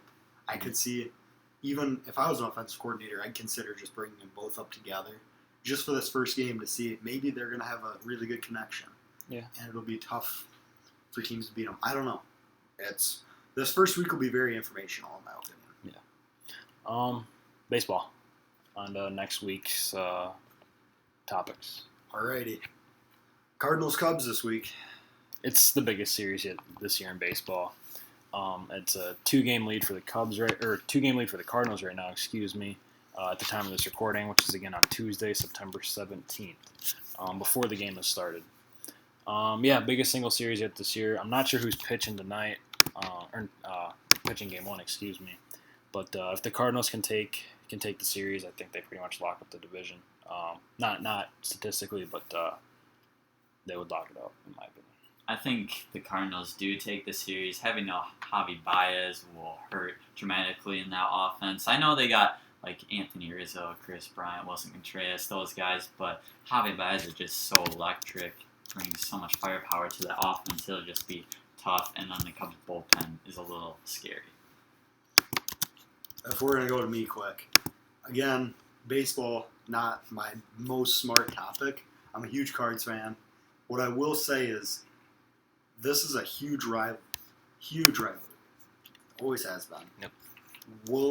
With this being playoffs on the line, and honestly, if I'm being honest, it's kind of towards the end of this Cardinals time. We're going to have a bad year coming. Yep. That could be true for the Cubs. I don't watch enough Cubs baseball to tell you that. So if that's true, how personal will that accidental hit of the batter get? Could we see a very emotional game, like swearing and throwing and crazy stuff this week, brawling? Yep. Could we see that in this series, you guys think? Or? It's definitely going to be an emotional series. Like I said, I think it's the best single series yet so far, or yet this season from any team. So I think it will be definitely an emotional game. You probably agree with that. Yeah, I mean, it's way bigger. I mean, before it was Twins-Indians for how close it was, but now since it's even towards the end of the year, now this one takes the cake with that. And since we're talking about the Cards, I'm going to throw my little biggest pet peeve in the history of the world comment out here. No one knew that I was going to say this, but can we just note that the Marlins had an outfield that was Marcell Ozuna, Christian Yelich, and Giancarlo Stanton, and let all three of them go? Yeah. I'm just... The Marlins fans wonder why they suck so bad. It's right here. Yeah. We watched it happen. You had young players, and you didn't keep them. I don't know. That was when I was doing my research and I read Yelich and I read Ozuna. I was like, and I remember Stanton, and I was like, I want to bring this up just so I can make fun of Marlins fans. If there's any of you guys out there, don't stop watching the podcast over that, please. Thank you. Now we're going to talk about the teams that are warm for October. I mean, we're getting close to October. Who's heating up, getting ready for it? I'll go first because I'm going to be quick about it, obviously. The Astros, obviously very warm. But I also saw the Rays are searching for a wild card spot out in the AL. They're 7-3 of the last 10. They got a shot. The Brewers are obviously 9-1. That's by definition warm. Obviously, the Yelich hasn't hit them yet, but it could still hit them. Yeah. They could still have a disagreement and not have their leader there, and that could destroy the team. And at the time of this recording, the Brewers are one game out from the second wild card spot, I believe. So my team, I only chose one team. My team is probably just the Braves. They got exciting hitters all around. Their main ones, Freddie Freeman, Josh Johnson, and then their most exciting outfielder, Ronald Acuna Jr. He's just...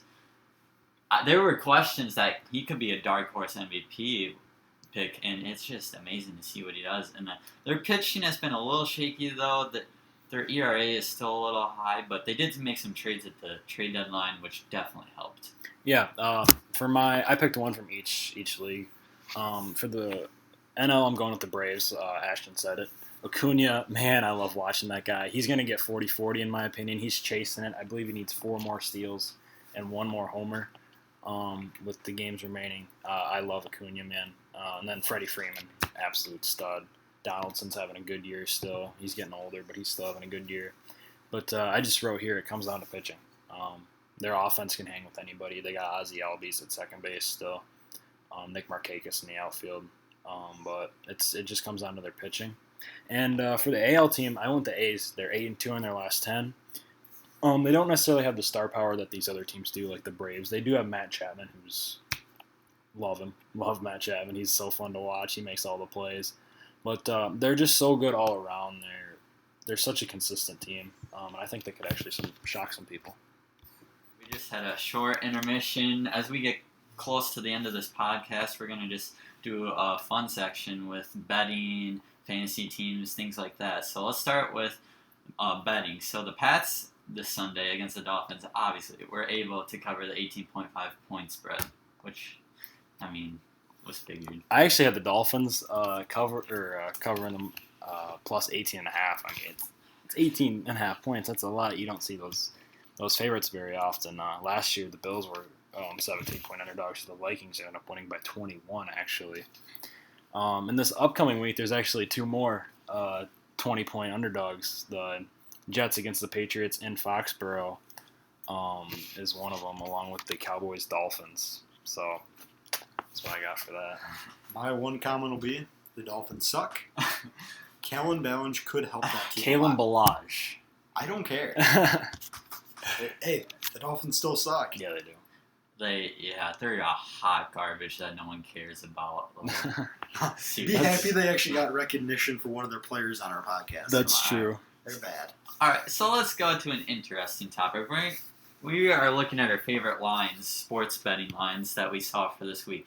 So I have two. So my first one is the Packers against Denver. They're at home, and for me, I think it's kind of underrated. They're only favored -7 against Denver at home. 7.5. I got it. Okay, but Denver, I mean, they lost to the Bears at home, and Joe Flacco is terrible. I mean, he is just hot garbage. So I feel like that's just a little interesting. And then I said the Titans-Jags. It was 2.5 when I looked at it. It might have changed.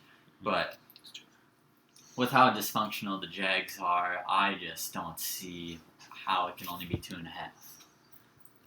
Lucas, you want? I got Bills, -6 on the Bengals. I don't know. Big Bills guy. Yep. That's all I'm going to say. Is that the only one you got? Yeah. Okay, I got 3 of them. Jets at Patriots. The Pats are -22.5. I'm taking the Jets in this one. I think they can hold their own. They're not going to win, obviously, but I think they can keep it close. Potentially maybe a 2-score game. Ravens-Chiefs, another one that I really like. Ravens are +6.5. I'm taking that all day. I talked about it in my breakdown, so I'm not going to go too in-depth here, but I really like the Ravens in that one. And then I got the Falcons at Colts. The Falcons are +2.5. I actually think I have the Falcons winning this game. And my really explanation is who's going to guard number 11. Julio Jones is the best receiver in football for my money. So I don't know who they're going to have to stop Julio unless they bracket him or double cover him.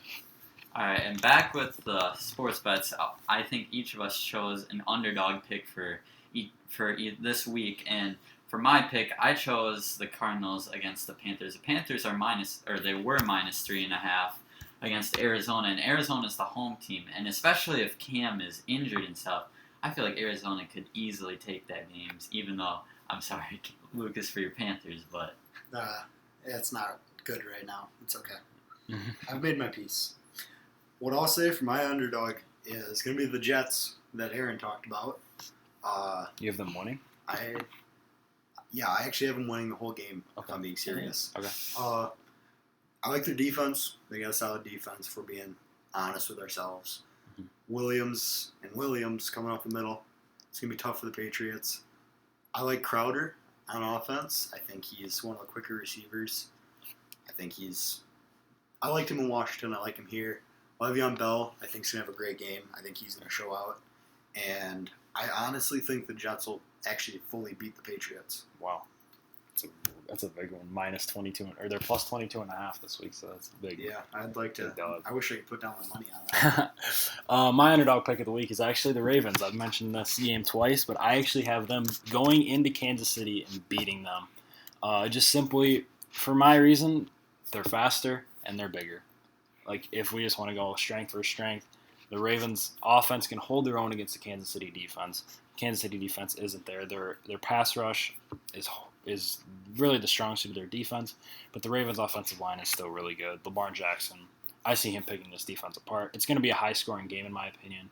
Somewhere probably in the 30s, maybe 35-31 Ravens, if I had to pick a score. All right, so now that the betting lines are out of the way, let's get to some fantasy. We all are in fantasy leagues. I'm in 2 money ones, a $25 and $10 one. I'll start with the $25 one.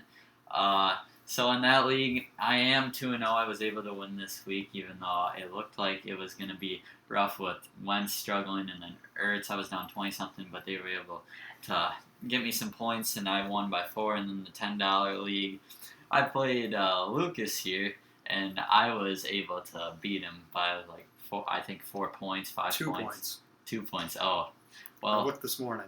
it was a close one, but I got my first win of the year, so. I am in 3 leagues. I am in the one with Ashton. And Aaron. I'm 0-2. I'm in one with a few other guys. I'm 2-0, and I'm in another one, and I'm 2-0. I'm not going to talk because you don't want to talk when it's going good.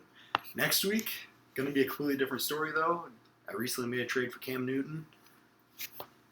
You can guess what my word would be here. Aaron? Okay. I went 3-1 on the week in all of my leagues. I'm in 4 of them. In every single league, I'm actually 1-1 on the year. In the league that I lost this week, it ended up being because of Zach Ertz 2-point conversion.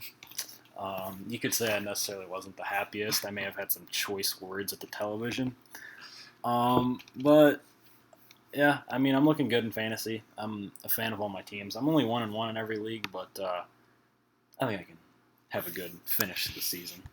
And as we get closer, let's start with start, sit, and pickups off of the waivers. Let's start with the starts. I think a player that you should start is Marquise Brown. I mean, he's been getting a lot more snaps, especially after that Week 1 like blowout game against the Dolphins. He was spectacular, and then last week he was still fantastic, and especially against a questionable Chiefs, at least secondary, it'll be probably a good decision to start him. I have the same start as Ashton. I said, start Hollywood Brown. I think that he's going to... Well, he had 13 targets last week. That is a huge number of targets for a young receiver. I feel like the Ravens are going to have him and Lamar develop together. Now that they see Lamar Jackson's coming up, he's going to be a top-tier quarterback. They see that. They're probably going to want to develop a receiver with him. They'll create a bond, kind of like a Tom Brady, Randy Moss bond. Sorry. All-time favorite combo. Aaron? For me, it's Terry McLaurin as my start of the week. You guys may not know the name, wide receiver at Ohio State. He played with Dwayne Haskins last year. I know Dwayne Haskins isn't starting and stuff, but they drafted him in the 3rd round, I believe. He is their new number 1 receiver. He's had a great last couple of weeks, getting a lot of targets. He's playing almost every single snap. Case Keenum seems to really like him. So, yeah. All right, so someone I would say you should bench for this week is probably Julian Edelman. Last week he only put up 9.2 points, and with the amount of receivers and threats they have with AB, Josh Gordon, Philip Dorsett, they like to run it a lot, especially maybe this week, depending on what happens with the Jets game. Julian Edelman is a very risky pick, and I wouldn't take that risk. All right, listen up. You're going to sit any Tampa Bay, Philadelphia, New England running backs. They're all committee running back teams. I've watched one of my buddies last week lost the game over starting the wrong Tampa Bay running back. One of my buddies lost this week starting the wrong Philadelphia running back. And one of my buddies lost this week starting the wrong New England running back. It's a committee running back core. If you can get away from it, stay away from it. Are you saying Sonny Michel in that conversation too? I'm saying that, yes, you should set him. He's a committee running back. Okay. Don't trust him. My sit is Alshon Jeffrey. He's hurt. He's going to go against Darius Slay. Yeah, I just don't love the matchup against Detroit. Darius Slay's a top tier. No, I wouldn't say top tier, but he's a good high level corner in this league, and he's dealing with an injury. So sit Alshon Jeffrey this week. Now for the players you need to pick up off of waivers, I would say DK Metcalf. I mean, Russell Wilson, it seems like is starting to like which I don't know how he fell to the 2nd round. I mean, it seems like he should have went higher, but he's already caught his first touchdown. He gets 10+ points the first 2 weeks, and it seems like he's a deep, fast threat, and it seems like just amazing for Russell Wilson. One of the sports betting locations just posted the Dolphins win total at this year at 1.5 as the over/under, which was 3 before, which is wow. That just shows you how bad the Dolphins are. Sorry about cutting you off. No, that's fine. I got my point. Lucas? Devin Singletary, guys. Oh, yeah, he should be rostered in every league. Yeah, there's no way he isn't rostered in every league. if he is out with the hamstring this week, I will say that as it's going to suck that he's going to miss this week. I think within week 4, he will be the number 1 back. I think within week 7, I'll say, Frank Gore will be completely out of the picture and Singletary will be getting 20 carries a game. Yep. For me, I'm going to double up. Terry McLaurin again. Scary Terry. I love this guy. Great wide receiver. He should be rostered in every single league. He's the wide receiver 1 in Washington. He's their new top target, especially with Darius Geis out. They're going to need to throw the ball more. That's where Terry McLaurin shines. Well, I think we're at the end of the podcast. So, Aaron, Lucas, you want to say anything? I just want to say thanks to you guys for helping put this together. It's going to be a great ride. We should be coming out with a podcast, hopefully. Our plan is 1 to 2 times a week. We're going to try to cover the Thursday night games on this midweek podcast, and then we're going to go over most of the Sunday games if we do get one out on the weekends, which will be sparingly, but we should shoot for everyone during the middle of the week. They covered it well. Yeah, Thank you, everybody. Yeah, I had a fun time. It seemed like we got a great conversation. So. Alrighty.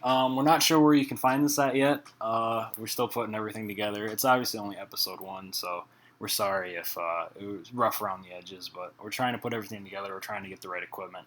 And, yeah. It'll only improve from here. Yep. Thank you, everybody. For sure. Yeah, thanks for listening. Have a good one.